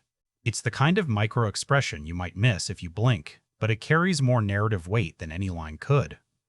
She understands that in this world, reading behavior correctly means living another hour. She also brings an emotional restraint that makes her rare moments of vulnerability feel volcanic. Velasquez doesn't cry pretty tears or erupt in melodrama. Pain leaks through her composure like pressure through fault lines. One scene in particular, her character admitting the cost of a past miscalculation, lands with devastating force because she barely allows herself to break. The tension in her breath becomes more powerful than a scream. This is what separates a good performance from a career-defining one. She embodies a woman holding the world together by sheer force of will, yet fraying at the edges from carrying that responsibility too long. Opposite her is Noah Rudd as Elias Ward, a man built from muscle memory and grief. Rudd plays characters who know how to hold themselves, and that's the first thing he strips away here. Elias moves like someone who once trusted the world and no longer does. His shoulders curve inward, his hands tremble subtly when resting. The physicality speaks before the dialogue does. When he first encounters Velasquez, his guardedness isn't antagonism, it's exhaustion. He's a man who has lived too many worst-case scenarios to believe in best-case ones anymore. Rudd's performance thrives on contradiction. He's physically imposing, yet emotionally transparent. His voice is steady, yet his eyes are restless. His scenes with Velasquez shimmer with unspoken history. Two people who share the same fear but protect themselves with different kinds of armor. Instead of manufacturing chemistry, they let mutual respect grow slowly, haltingly. Their bond isn't romantic in a traditional sense, it's survival intimacy. They become tethered by shared stakes, not flirtation. One of Rudd's finest moments comes during a sequence where he must cross a sound-sensitive zone with injured survivors. Instead of amping up adrenaline, he dims everything down. His breath shortens, his posture lowers. His hands move with surgical precision. You feel his history in every choice. Someone who has made similar crossings and watched people fail them. It's a masterclass in tension built from physical restraint. Together, Velasquez and Rudd create a dual performance defined by listening to the environment, to each other, to their own instincts. Their scenes aren't anchored in dialogue, but in responsiveness. Kincaid's direction encourages them to react to sounds the audience can't hear yet, to glance at shadows just before something emerges. It gives their performances an uncanny realism, as if they aren't acting in a world with dinosaurs, they're inhabiting one. But performance isn't only emotional, it's technical. Kincaid designed training sessions where actors rehearsed movement patterns based on real-world animal behavior studies. Velasquez learned how to shift her stance depending on predator distance. Rudd learned how to slow his breathing to keep from triggering territorial signals. These details ground their performances in biological logic. You believe these characters have lived here because their bodies move like they've adapted. There's also a quiet bravery in how the film allows its leads to be wrong. Earlier entries in the franchise often revolved around knowledgeable experts whose confidence bordered on infallibility. Rebirth does the opposite. Velasquez misreads a herd's agitation at a crucial moment. Rudd hesitates when decisiveness might have saved someone. These flaws don't weaken the characters, they humanize them. Survival isn't about perfect choices, it's about living with imperfect ones. And both actors dive into that truth without protecting their characters from it. By the final act, something extraordinary happens. Their performances stop feeling like separate arcs and begin functioning like complementary adaptations. Velasquez evolves from observer to reluctant protector. Rudd evolves from survivor to collaborator. The film never states this transformation outright. The actors let it unfold through altered posture, changed tone, and a slow erosion of emotional barriers.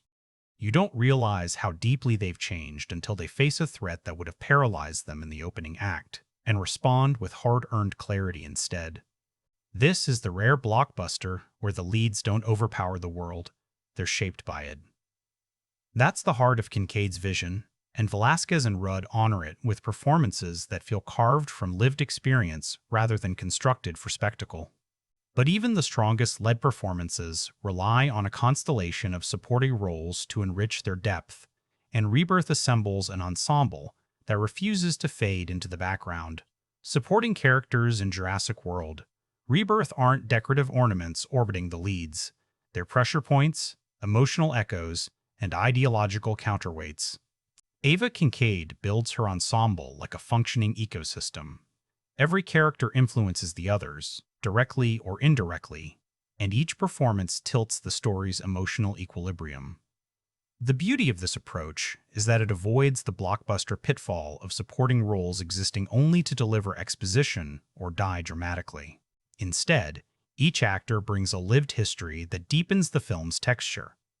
The standout among them is Sophie Crane as Mara Lynth, the government liaison straddling the line between public safety and political paralysis. Crane doesn't play her with icy bureaucracy or hardened cynicism.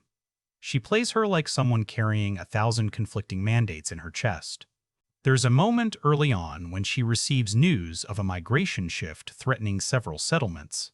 She doesn't panic. She doesn't bark orders. She freezes just for half a second, then exhales the kind of breath that says, "There's no version of this where everyone survives." It's a tiny fissure, but it reveals volumes.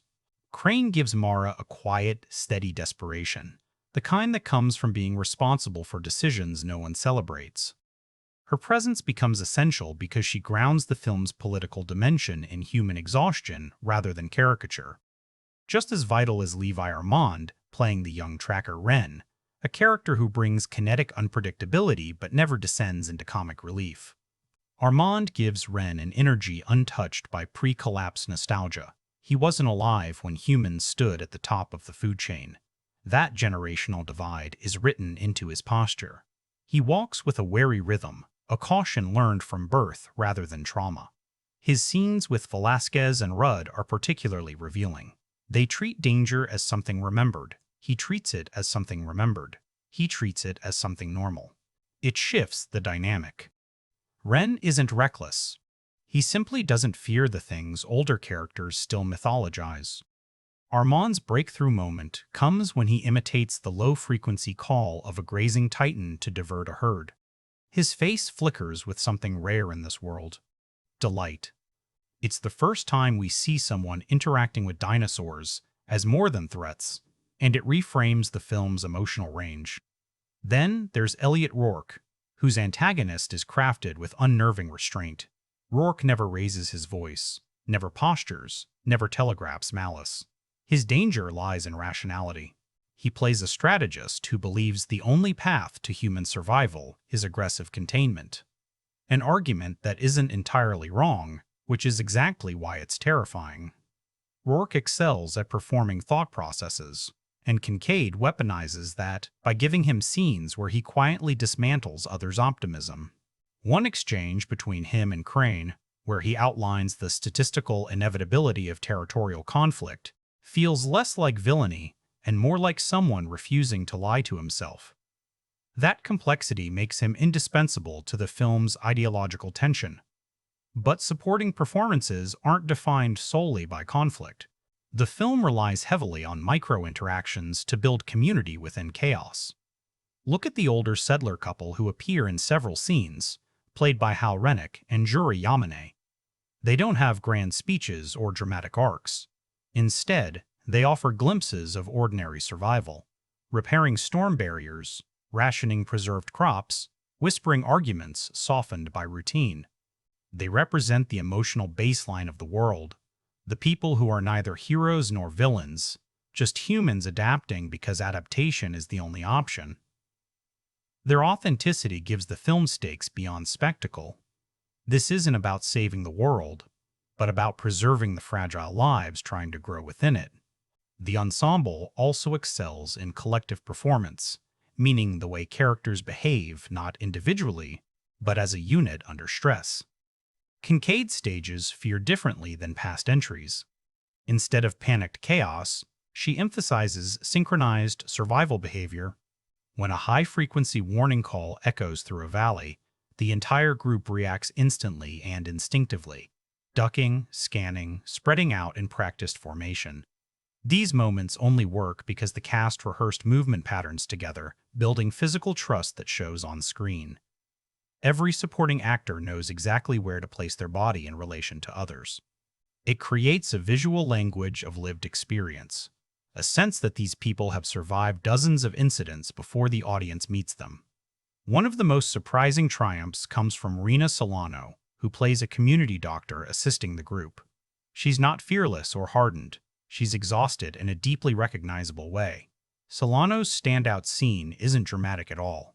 She's tending to a wound, hands trembling slightly as she works, murmuring half-remembered reassurances to herself more than to the injured. You see in that moment that bravery in this world isn't a cinematic pose. It's the quiet refusal to stop trying.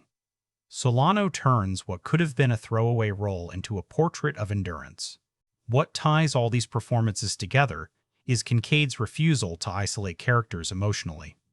Everyone in Rebirth carries some fraction of the same fear, regret, and resilience. But each actor expresses it through a different filter: duty, curiosity, calculation, denial, hope. When these filters collide, Crane's restraint against Rourke's logic, Armand's openness against Rudd's guardedness, the film gains emotional contrast that enriches every scene. Ensemble dynamics become the soil from which the lead's arcs grow. Without that textured support system, the film's thematic weight would collapse.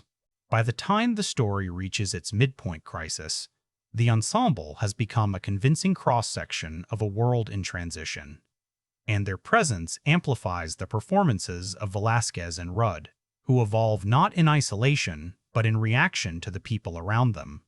That interplay is what gives the film its emotional resonance. But understanding these performances fully means stepping deeper into the environment that shaped them, not metaphorically, but literally. The world these characters inhabit was built with extraordinary care, from structures to foliage to the very colors on the walls. And that's where the film's visual craftsmanship reveals its most remarkable secrets. The world of Jurassic World. Rebirth doesn't feel like a movie set. It feels like an ecological wound trying to heal in real time. Production designer Caleb Mercer built the film's environments with a guiding philosophy. Humans and dinosaurs shouldn't look like they're fighting for space. They should look like they're colliding. Nothing is tidy. Nothing is ornamental. The sets breathe with accumulated tension, as though every structure has been patched, rebuilt, rethought, and scarred by years of coexistence with creatures that rewrite the rules of architecture itself. Mercer's work refuses the sleek futurism earlier installments flirted with. Instead, he gives us weather-beaten wood, rusted steel, improvised barricades, elevated pathways, and habitats built with the uneasy knowledge that nature is now the reigning engineer. The first major set-piece audiences encounter is a Ridgetown settlement perched above a migration corridor. Look closely, and you'll notice how everything—buildings, watchtowers, even laundry lines—is angled subtly away from the open valley below. Mercer designed this asymmetry intentionally. In this world, architecture responds to animal movement, the way real coastal towns respond to storms. Buildings lean away from danger, the way plants lean toward light. It's a detail easy to miss. Yet once you see it, the entire settlement feels haunted by what passes beneath it. Production design here isn't about beauty. It's about behavioral storytelling. Inside these structures, Mercer avoids the pristine, hyper-designed surfaces typical of blockbuster interiors. Instead, rooms feel lived in. Wooden tables scarred by knife marks from hurried food preparation during territorial alerts. Walls reinforced with mismatched materials scavenged from older communities. Diagrams of migration patterns pinned like religious texts. The props team created dozens of field journals filled with sketches of footprints, feeding habits, and defensive strategies. Most of these journals never appear fully on camera, but their existence gives actors tactile reality to interact with. You sense an entire unseen life flowing around them. One of the most remarkable achievements is the intermediate zones, places where human engineering and natural encroachment coexist awkwardly. In one sequence, the characters traverse an abandoned hydro plant that's been overgrown by a nesting species. Mercer constructed towering turbine chambers swallowed by vines, roots cracking the concrete, metal bending like softened bone. It's an environment that feels reclaimed rather than destroyed. Instead of presenting nature as apocalyptic force, Mercer treats it as inevitable inheritance.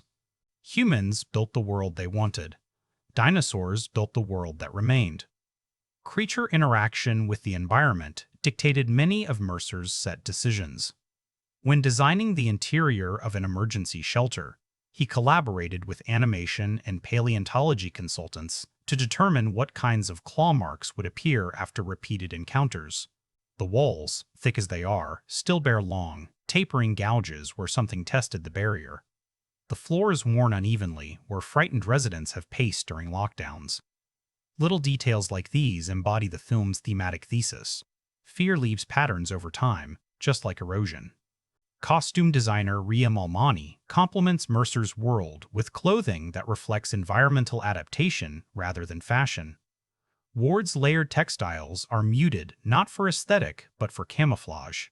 Navarro's jackets are reinforced at the forearms, where early drafts suggested she'd often shield herself from brush flora disturbed by passing herds. Wren's clothing is stitched and patched in a way that suggests growth inside scarcity. He outgrows garments before resources can replace them. Even Rourke's tailored attire signals ideology rather than luxury. Sharp lines and durable fabrics emphasize his belief in control within a world slipping toward entropy. Malmani avoids making costumes look cool. They look functional, worn, sun-bleached, stained, scraped. You can smell the environments on them. Color palette plays a subtle but potent role in immersion. Mercer chose earth tones washed in desaturated greens and twilight oranges, colors that suggest a planet shifting its hierarchy. The human settlements lack bold hues. Brightness attracts the wrong kind of attention. But nature bursts with unpredictable saturation, iridescent feathers among underbrush, unexpectedly vibrant spores drifting in the wind, bioluminescent algae glowing near riverbeds. Mercer uses color contrast not as decoration but as tension between worlds. Human caution versus ecological indifference. Perhaps the most ingenious touch lies in the film's background storytelling. Cinematic worlds often feel designed only where the camera points, but Mercer fills Rebirth with layered details that reward attention. A broken bridge where a community attempted a migration detour years prior. A mural showing extinct modern species forgotten in the chaos of prehistoric resurgence. A line of makeshift wind chimes constructed from metal scraps that serve not as decoration, but as an early warning system for low-frequency tremors. None of these elements are highlighted. They simply exist, deepening the film's world without begging for acknowledgement. One of the most impressive accomplishments of the production design is how it influences actor behavior. Kincaid insisted that sets reflect actual environmental constraints. For instance, in a riverside research station, walkways narrow to force single-file motion, shaping character dynamics through spatial necessity rather than dialogue. In the fortified safe house, cellars have low ceilings that require even the tallest characters to hunch, subtly reinforcing vulnerability. Environments dictate posture, and posture dictates performance. Then there's the stark, breathtaking contrast between human structures and the untouched wild zones. Mercer and Kincaid wanted wilderness sequences to feel almost sacred territory humans enter at their own peril. Towering ferns, massive root systems, and fog-soaked ravines create an atmosphere reminiscent of early concept art from the original franchise, but with a more primal, less storybook tone. Nature here doesn't awe, it humbles. Mercer's world isn't one that humanity can reclaim. It's one humanity can only navigate. This meticulous approach to world-building accomplishes something rare in modern blockbusters, a setting that feels like a character, not metaphorically, literally. The environment exerts pressure, imposes limitations, and dictates consequences. It shapes every narrative beat, every decision, every breath the characters take. And yet, even the most intricate physical world would falter without the visual grammar needed to translate it into emotional experience. That responsibility falls to the cinematography, a collaboration that transforms Mercer's crafted environments into something mythic, immediate, and unforgettable. The first image of Jurassic World, Rebirth, tells you everything about how Ava Kincaid and cinematographer Haruto Sakamori planned to reinvent the franchise's visual language. Instead of swooping helicopter shots or triumphant vistas, the movie opens with a slow, breath-held tracking shot through dense undergrowth. Light doesn't stream in. It leaks. Branches swallow half the frame. The camera crawls like something afraid to disturb whatever lives just outside view. You don't feel like a spectator, you feel like prey. Sakamori doesn't show the world. He lets you trespass into it. What makes Sakamori's work so electric is his refusal to treat dinosaurs as spectacle.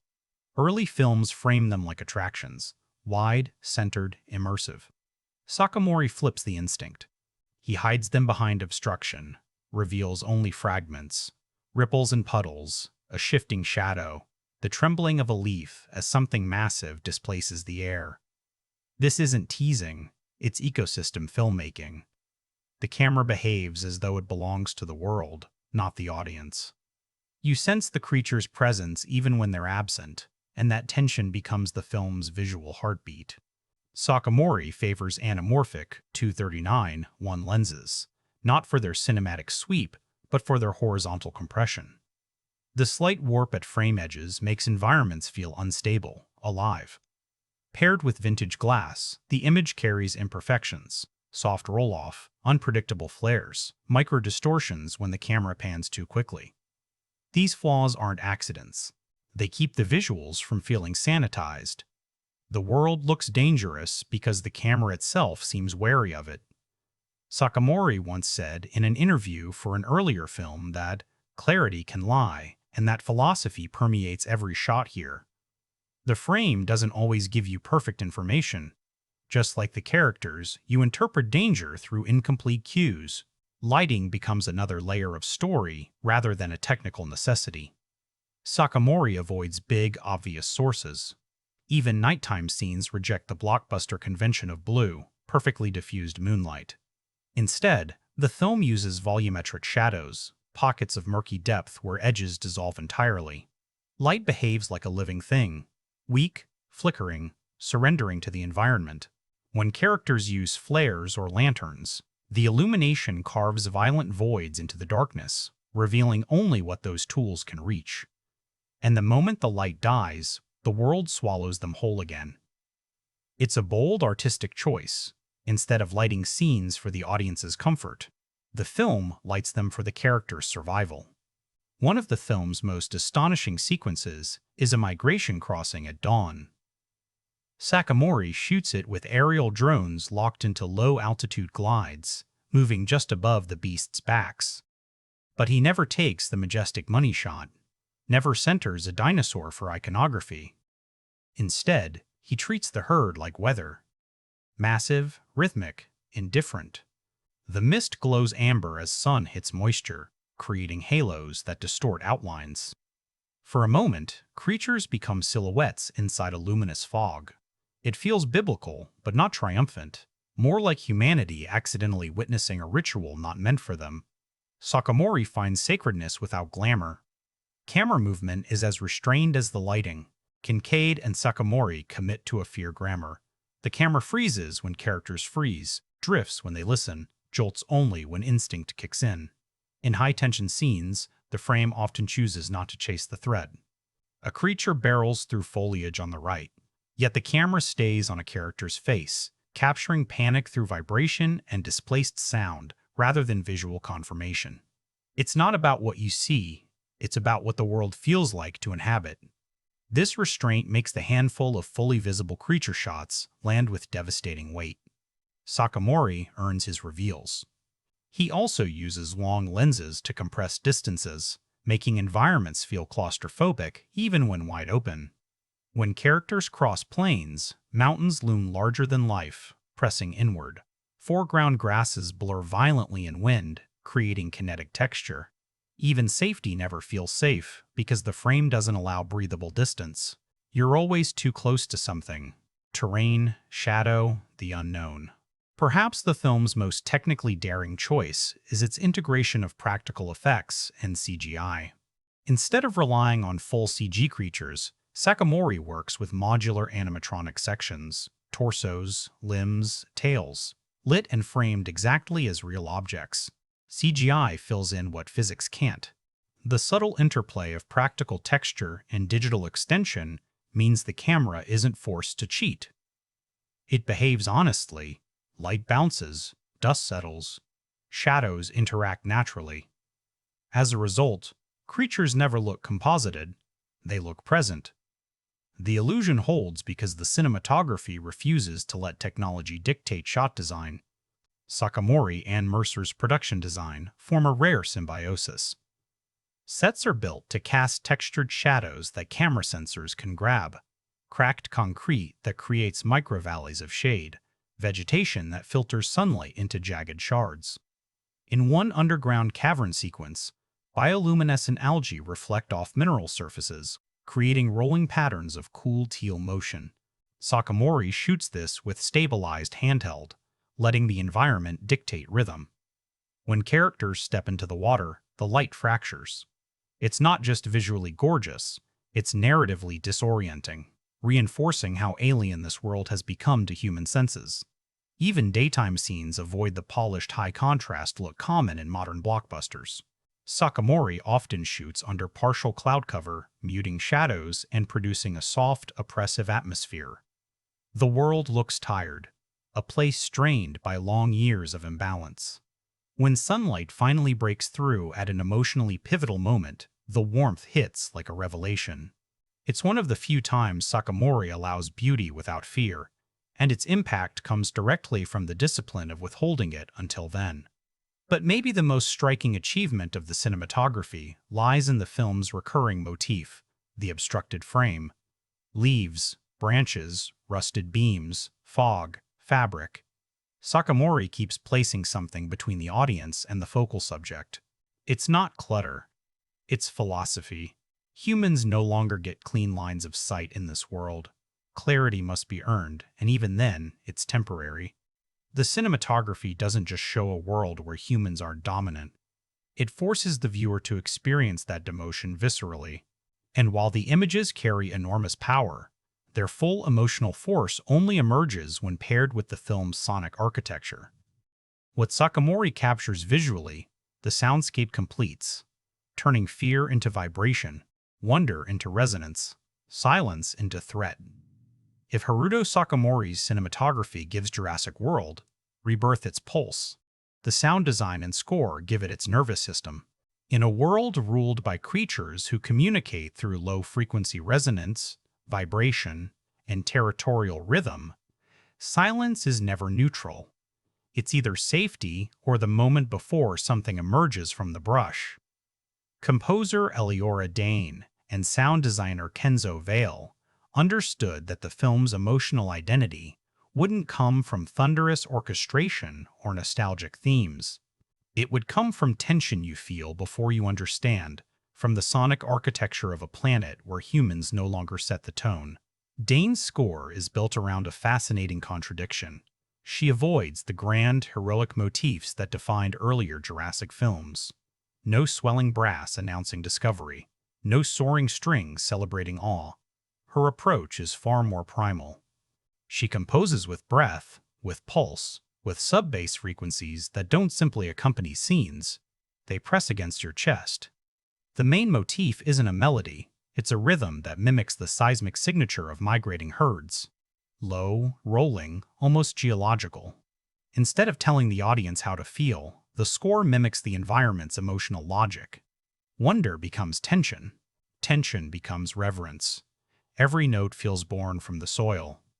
One of Dane's most brilliant inventions is the delay motif, a technique where musical notes echo as if traveling across vast terrain. It creates a sense of emotional distance, as though the characters' fears stretch beyond their own bodies and into the world around them.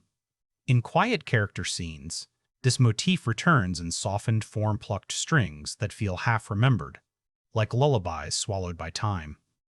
The score doesn't insist on theme recognition. It rewards attentive ears with subtle callbacks that reinforce the film's emotional continuity. Meanwhile, Kenzo Vale constructs a soundscape that's almost predatory in its intelligence. He refuses the Hollywood instinct to make dinosaurs uniformly loud. Instead, some of the deadliest creatures barely break a whisper. You hear air displacement, not roar. You hear foliage compression, not carnage. Vale understands that fear often comes from what is nearly inaudible. In one sequence, Navarro freezes because she hears a microscopic shift in dust granules. That tiny rasp becomes a warning sign. You lean in. Your breath shortens. The film teaches you to listen the way its characters do. Creature vocalization in Rebirth is astonishing, in part because Vale built each species' sound around ecological function, not spectacle. Herbivores have resonant communication patterns shaped to carry across valleys. Predators communicate in tight frequency bands, designed for stealth rather than intimidation. Some creatures share harmonics. Others clash sonically in the same way they clash territorially. The world feels biologically cohesive because the sound design obeys evolutionary logic. The most unsettling sonic element is the film's use of infralow frequencies, tones at the edge of human hearing. Vale deploys them sparingly, usually in scenes where something enormous approaches without visibility. You don't hear danger, you feel it. Your ribs vibrate. Your jaw tightens. On a subconscious level, your body reacts before your mind understands. It's one of those rare sound design choices that transforms audience physiology into part of the narrative. But the film's brilliance lies not just in noise, it lies in the mastery of silence. Not empty silence. Textured silence. Vale leaves in the subtlest environmental cues, the rustle of microscopic insects, the distant thermal pop of cooling metal, the soft groan of stressed wood. Silence becomes a space where survival instinct speaks loudest. And when a creature finally breaks that silence, even softly, the impact is seismic. Dane and Vale's collaboration reaches its apex in a mid-film standoff sequence. The characters attempt to cross a forest path during a predator's hunting ritual. Musically, Dane reduces the score to almost nothing, just a single trembling string oscillation. Vale overlays the faintest clicking vocalization from the creature, buried deep in the mix. The moment feels suspended in time. You don't process it as music and sound design. You process it as dread. The line between the two dissolves, creating a sonic experience that feels less like a composed moment and more like a physiological event. In contrast, the film's emotional peak late in the narrative offers the only moment of true musical expansion. Dane finally releases a full harmonic swell, strings layered with distant choral textures. But even this isn't triumphant. It feels like grief, like awe, like something ancient turning its gaze toward humanity for the first time in millennia. The music doesn't celebrate survival. It mourns the cost of coexistence. And precisely because Dane withholds grandeur for so long, this restrained eruption lands like a confession from the film's soul. You see this philosophy even in the film's most mundane sonic choices. Tools clink dully, as though wrapped in cloth to prevent sudden noise. Settlement gates creak with low mechanical fatigue. Winds carry the echoes of distant territories. Every sound is shaped not for cinematic thrill, but for survival realism. The world speaks a language the characters understand instinctually, and the audience learns that language alongside them. By the time the film reaches its quietest moments, scenes where characters simply listen, the soundscape has trained you to expect meaning in every tremor. And that's the magic. Dane and Vale don't just build an audio environment. They build awareness. But understanding how this sonic identity came to life requires stepping behind the curtain into the chaos, the triumphs, and the near disasters that shaped Rebirth during production. Before anyone saw a frame of Jurassic World, Rebirth, before studio executives realized what Ava Kincaid was building, before audiences felt the film's strange new gravity, there was a shoot that teetered constantly between brilliance and collapse. If the finished movie feels grounded, lived in, and eerily plausible, it's because making it was anything but easy. The production journey became its own survival story, one that mirrored the film's themes so closely it's hard not to believe the chaos shaped the art.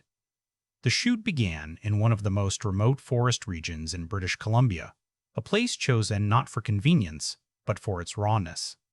Kincaid wanted an environment that resisted intrusion, a landscape where even the crew would have to adapt. "If the world doesn't scare us," she reportedly told them on day one, "the audience won't believe it scares the characters." So the production built minimal infrastructure. No sprawling base camps. No sanitized walkways. Cast and crew often trekked a mile or more to reach a shooting location, sometimes through waist-high underbrush thick enough to hide small animals. Haruto Sakamori loved it because the wilderness forced light to behave unpredictably, creating the atmospheric texture he and Kincaid craved. But the logistical reality? Miserable. Equipment would get swallowed by mud. Sound gear refused to cooperate in cold mornings. Drones malfunctioned in sudden winds that tore down from ridges without warning. One assistant camera operator described the environment as beautiful, but always trying to kill your shot.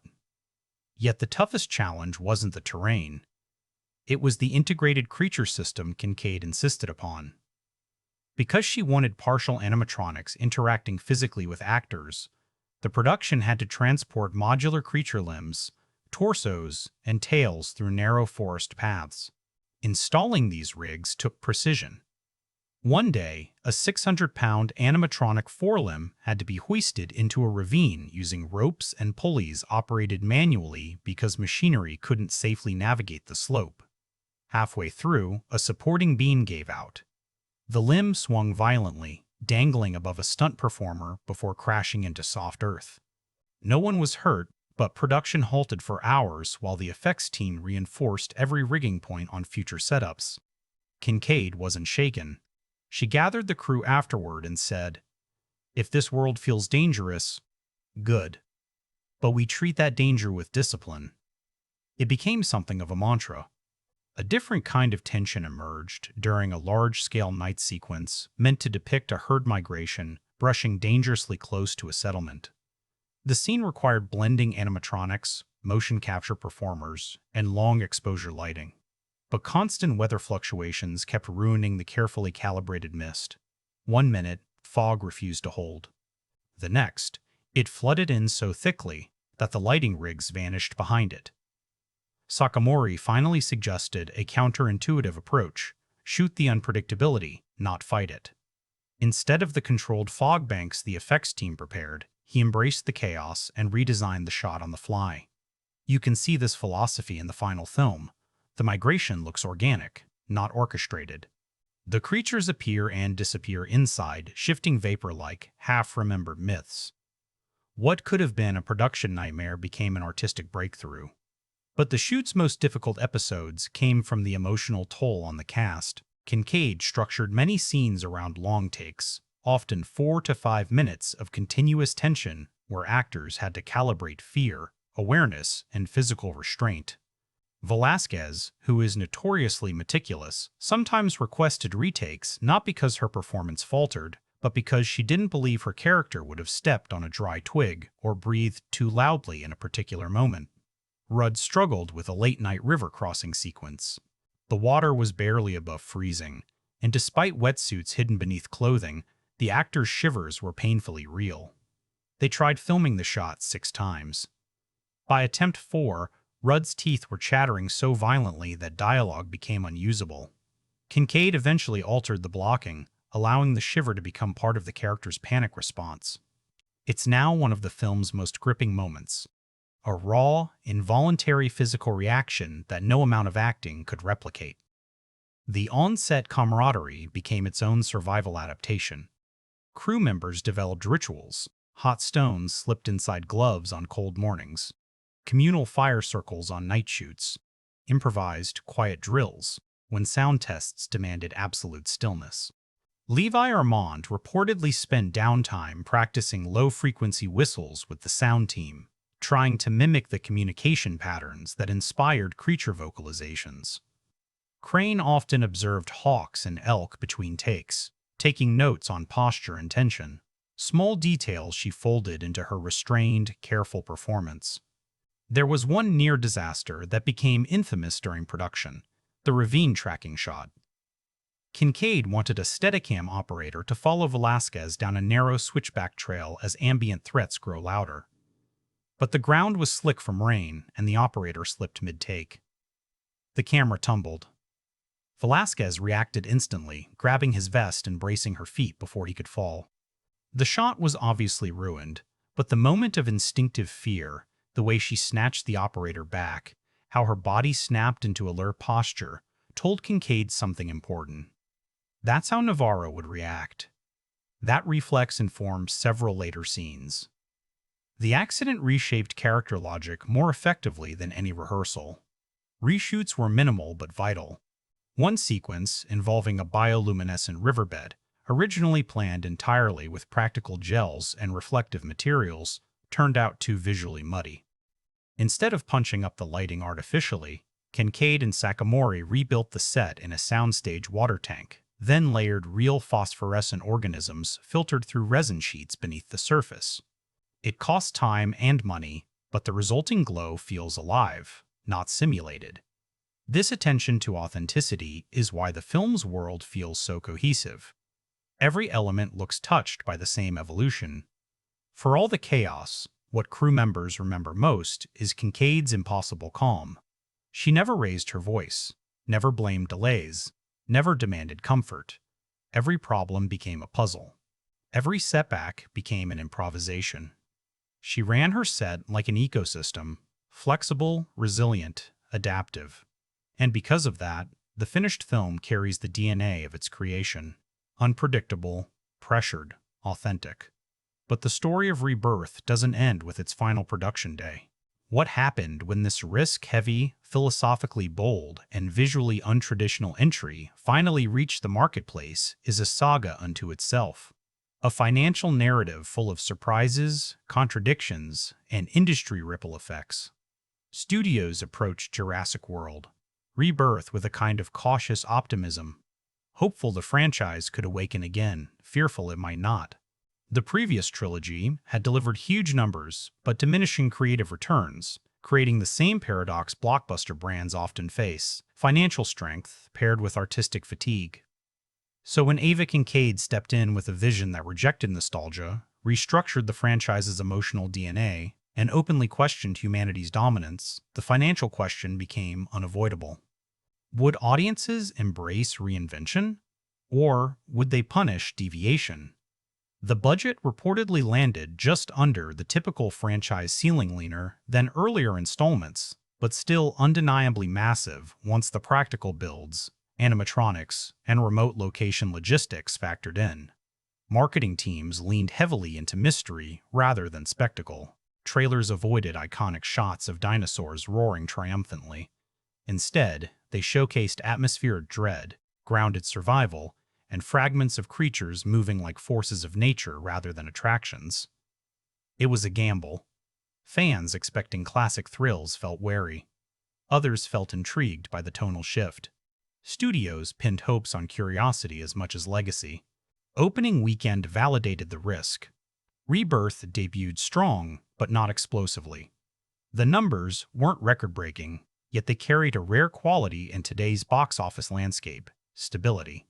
Instead of the typical blockbuster drop-off after opening weekend, the film held with surprising resilience. Word of mouth became its greatest currency. Viewers described it as the first Jurassic movie that scared me again, or a dinosaur film that finally respects nature instead of using it as a theme park trick. Enthusiasts returned for second viewings, noticing new environmental details each time. The film wasn't front-loaded, it was sticky. International markets responded even more warmly than domestic ones. Regions with strong ecological awareness embraced the film's thematic ambition, elevating it beyond traditional action fare. Countries that typically prefer high-spectacle visual filmmaking found themselves drawn to the immersive world-building and the presence. Heavy cinematography. What's remarkable is that Rebirth, though massive, behaves commercially like a slow-burn thriller, gaining momentum as audiences decode its atmosphere. Its financial curve looks almost inverted compared to standard blockbusters: modest start, powerful legs. Home video and streaming provided another unexpected boost. The film proved to be a rewatch magnet. On streaming charts, it held top positions for weeks. Analysts attributed this to the layered soundscape and obstructed frame visual strategy. Viewers kept returning to catch details they felt they'd missed. Sound professionals noted that the film performed disproportionately well on high-end home audio systems, where the low-frequency design translated with startling effectiveness. Merchandise sales, interestingly, didn't follow the high-energy, toy-driven pattern of earlier entries. Instead, most consumer interest centered on world-building artifacts, field journals, ecological maps, creature behavior guides. The audience wasn't buying dinosaurs. They were buying the ecosystem. Financial analysts argued that Rebirth did something rare. It shifted the franchise from blockbuster dependency to portfolio longevity. It didn't need to break records to be valuable. It needed to restore credibility. And credibility is exactly what it delivered. The film's commercial story is less about dollars earned, though it earned plenty, and more about reorienting the franchise's economic model. Suddenly, Universal had something they hadn't possessed for years. A Jurassic film critics respected, audiences admired, and the industry took seriously. The most surprising impact came from corporate sectors outside film. Environmental organizations discussed it. Ecologists praised it. University departments requested screenings for classes analyzing human-environment relationships. This cross-sector resonance enhanced long-tail profitability. The film wasn't merely consumed. It was interpretive value, is something franchises usually struggle to achieve once they calcify into formula. Yet despite its financial success, Rebirth isn't the type of movie that inspires victory laps. Its box office story is one of endurance, not explosion, of confidence regained, not dominance restored. And that's fitting, because the film itself doesn't view survival as conquest. It views survival as adaptation. The business reflects the art. The final twist in its financial journey came during awards season, when the film found itself quietly accumulating nominations in craft categories. Nothing about its box office run screamed awards contender, yet here it was, recognized for sound, production design, cinematography, and even score. These nominations, while not the primary measure of financial success, amplified the film's cultural footprint and extended its presence in public conversation for months beyond its theatrical window. But numbers alone, box office or awards, can't capture the full picture of how a film lives in culture. For that, we turn to the people who shape cinematic memory, critics, audiences, and communities responding to the film's ideas long after the theater lights fade. When Jurassic World: Rebirth finally reached critics, the reaction didn't explode. It simmered, then deepened, then caught fire in ways even Universal didn't anticipate. The franchise had long been considered critic-proof. Reviewers tolerated its spectacle, audiences paid for its nostalgia, and discourse rarely ventured beyond fun but flawed. Kincaid detonated that complacency. Suddenly, the Jurassic conversation wasn't about spectacle at all. It was about atmosphere, ecology, fear, humility, and craft. What shocked many was how polarized the opening wave of reviews appeared. Some critics hailed the film immediately, calling it the most thoughtful entry since the original. They praised Kincaid's refusal to pander, Sakamori's immersion-driven cinematography, and the unsettling soundscape that made dinosaurs feel more like natural forces than digital monsters. Others, particularly those expecting a more traditional blockbuster, criticized the film's restraint, complaining that the action sequences felt too grounded, too quiet, too unwilling to explode into triumphant spectacle. Those reviews revealed something fascinating. Rebirth wasn't divisive because it failed. It was divisive because it refused to behave like its predecessors. Over the first week, critical discourse shifted as deeper analyses emerged. Reviewers began identifying thematic threads: environmental humility, systemic fragility, human insignificance, that earlier reactions had missed. Long-form essays appeared praising the film's biological rigor, its respect for animal behavior, its atmospheric realism. Scientists spoke up. Ecologists endorsed the film for its authentic portrayal of territorial conflict and migratory disruption. Sound engineers wrote threads about the film's infra-low frequency use. By week 3, critics initially lukewarm found themselves reconsidering the film through new lenses. That's the hallmark of a work with staying power. It grows in the mind. Audience response added another layer of complexity. CinemaScore-style metrics trended high, but online reactions revealed something richer. People weren't just posting clips, they were posting interpretations. One viewer analyzed a background mural showing extinct modern species, arguing that the film quietly critiques humanity's selective grief. Another posted a breakdown of creature vocalization patterns, comparing them to real-world herd communication. Reddit threads spiraled into multi-paragraph ecological discussions. Even TikTok, normally a haven for bite-sized reactions, became home to surprisingly thoughtful micro-essays about sound design and obstructed frame cinematography.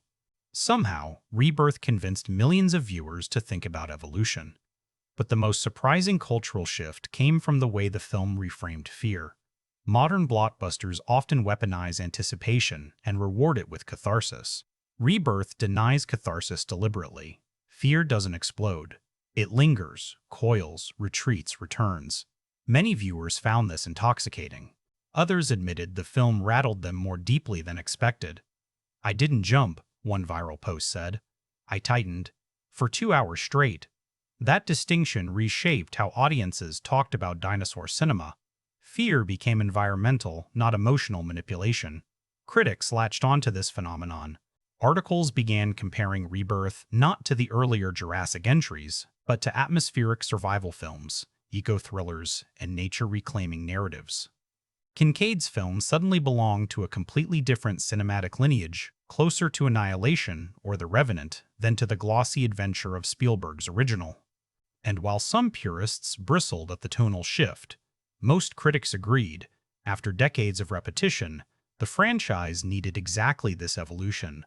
Awards, season chatter amplified the film's reputation even further. Craft categories, sound mixing, sound design, cinematography, production design, became near-unanimous predictions. Critics highlighted how astonishing it was that a Jurassic film could become an audiovisual prestige contender, a territory the franchise had never previously entered. Even actors' performances sparked conversation, particularly Velasquez's restrained, observational approach. Her name surfaced repeatedly in early award speculation, celebrated for grounding the film's philosophical heft. One striking trend was how the film resonated in academic spaces. Environmental studies courses requested screenings. Film theory classes analyzed the obstructed frame motif. Biology professors praised the creature behavior as more scientifically plausible than any previous Jurassic entry. When a blockbuster begins crossing into academic discourse, it signals something rare, cultural value beyond entertainment. Social media also birthed a surprising emotional movement, viewers expressing melancholy rather than adrenaline. Fan edits paired scenes with ambient music. Quotes went viral about humans learning to live without dominance. Many posts described the film not as thrilling, but as quietly devastating, haunting, or strangely cleansing. For a franchise branded on spectacle, such reactions marked a radical realignment of expectation. But division didn't vanish entirely. Some fans of the earlier, more bombastic films felt alienated by the new tone. They missed the theatrical, the operatic, the park-building bravado. Think pieces emerged asking whether Rebirth was too smart for its genre, whether it abandoned traditional franchise pleasures, whether it risked becoming another gritty reinvention in a blockbuster landscape full of them. Yet even these critiques acknowledged something important. The film had identity, a bold, uncompromising one. As months passed, the cultural temperature cooled into something more coherent. Rebirth found itself widely regarded as the most artistically ambitious Jurassic film since Spielberg's original. It didn't overshadow the franchise's past, it expanded its possibilities. Critics began labeling it a course correction, a rebirth worthy of its title. a demonstration that even legacy series can evolve without losing audience trust. Most telling is how Rebirth influenced public conversation about the franchise itself. Instead of asking, "When's the next one?" audiences asked, "Where can the story go that honors these themes?" The discourse shifted from consumer desire to intellectual curiosity. People cared not just about dinosaurs, but about coexistence, ecology, and emotional nuance. The franchise hadn't just regained popularity, it had regained purpose. And purpose becomes the perfect gateway into the final layer of analysis, the film's thematic core, its long-term legacy, and what its daring creative identity ultimately means for the future of blockbuster storytelling. A film can succeed at the box office, impress critics, and still leave no lasting imprint. But Jurassic World: Rebirth feels like one of those rare cultural intersections where artistic ambition and franchise mythology collide to form something deeper, something that lingers. At its core, Kincaid's film is asking a question Hollywood rarely touches without retreating into sentimentalism. What does it mean to share a world that no longer centers us? This is the theme running under every shot, every performance, every sonic tremor. And the answer the film offers is neither comforting nor despairing. It is humbling. The film's central thematic engine is the idea of ecological humility. For decades, the Jurassic franchise treated dinosaurs as miracles and monsters, all with teeth. Rebirth reframes them as inevitabilities. They are not divine or demonic. They are life, expanding into whatever space evolution allows. That reframing shifts the thematic weight from survival fantasy to existential reckoning. Humanity is not losing the world. The world is simply reorganizing itself. The characters don't fight to restore dominance. They fight to understand their place inside a system that has already made its decision. That's the film's quiet brilliance. It transforms the familiar Jurassic question, "How do we stop them?" into something more adult, more honest. How do we live knowing we aren't the center? This theme takes shape through Lena Navarro's emotional arc. Her journey isn't about conquering threat, but accepting insignificance without collapsing into fear. She represents a new kind of franchise protagonist, not a problem solver, not a chosen survivor, but a witness. Her slow transformation from observer to reluctant steward mirrors the audience's own evolution while watching the film. We begin wanting old beats, old spectacle, old power. We end realizing that the film never intended to give us any. Navarro becomes the thematic conduit for that realization. Power has shifted, but meaning still exists. Elias Ward embodies another thematic thread: grief as adaptation. His survival skills aren't framed as heroism, they're symptoms of loss. In earlier Jurassic entries, trauma often created stronger, more cinematic heroes. But Ward's grief doesn't make him mythic. It makes him cautious, fragile, deeply human. His eventual willingness to trust again is not about romance or heroism. It's about the restoration of social connection inside a fractured world. He carries the film's emotional realism. Survival is profoundly lonely until someone helps carry the weight. Meanwhile, Elliot Rourke embodies the film's critique of control ideology. His belief that humanity must reassert dominance is framed not as villainy, but as a psychological reflex, one many viewers may share. His downfall isn't monstrous, it's tragic. He clings to the illusion that structure equals safety, order equals morality, control equals survival. The film exposes this instinct with a kind of gentle ruthlessness. Rourke represents the old franchise's worldview. His trajectory illustrates why that worldview no longer works. Kincaid threads all these arcs into a broader meditation on systems versus individuals. Humans can negotiate with one another. They cannot negotiate with biological inevitability. The dinosaurs are not antagonists. They are a natural correction. Kincaid refuses to anthropomorphize them. We never see evil creatures. Only hungry ones, territorial ones, migrating ones. The absence of moral framing is purposeful. The world is not punishing humanity. It's simply moving on. That brings us to one of the film's most powerful thematic devices, reciprocal fear. This isn't a film where humans fear dinosaurs alone. The creatures fear humans too, not individually, but as disruptions. Several subtle scenes show animals altering behavior because human activity destabilized their patterns. It's an elegant reversal. We are as unpredictable to them as they are to us. This reframing strips away the franchise's historical anthropocentrism and replaces it with ecological symmetry. Fear is shared. Instinct is universal. Nothing in the world belongs entirely to anyone. The film's philosophical density doesn't overshadow its emotional resonance, it enhances it. Consider the recurring motif of sound as language. Vibration becomes communication. Silence becomes negotiation. Infrasonic rumble becomes warning. Humans learn to listen, not dominate. This motif builds to a thematic revelation. Coexistence requires comprehension, not control. The characters who survive are those who learn to interpret the world rather than impose themselves upon it. And that brings us to legacy.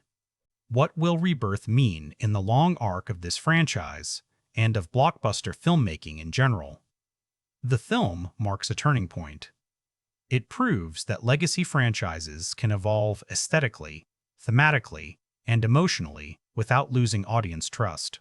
In a Hollywood landscape obsessed with safe nostalgia, Rebirth stands as a counterargument. Reinvention thrives when it honors history without recycling it. Kincaid didn't reject the Jurassic identity. She excavated it. She uncovered the fear, the wonder, the fragility that made the original resonate, then rebuilt those elements inside a more mature worldview. For future filmmakers, Rebirth becomes a blueprint for ecosystem storytelling, building worlds where humans are part of the equation, not the entire equation. For audiences, it becomes a reminder that spectacle without meaning evaporates quickly, but meaning layered inside spectacle lingers. For the franchise, it opens a path that doesn't require escalation. Bigger creatures, louder set pieces, but deeper storytelling. The world no longer needs to grow. The characters do. Most importantly, the film's legacy will be its emotional honesty. It rejects easy triumph. It refuses clean endings. It denies the illusion that nature can be harnessed. Instead, it offers a quieter, more profound truth. We survive not by conquering the world, but by learning how to live inside it.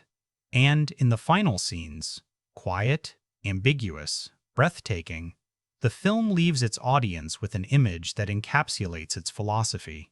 Humans and dinosaurs share the same horizon, neither dominant, neither defeated. The world hasn't been saved. It hasn't been lost. It has simply changed. The film doesn't ask you to celebrate that. It asks you to understand it. And that understanding is what gives Jurassic World Rebirth its staying power, its resonance, and its place in cinematic evolution. This isn't just a new chapter for the franchise. It's a new language for blockbuster storytelling, one shaped by humility, tension, and the quiet, persistent truth that life does not bend to our myths.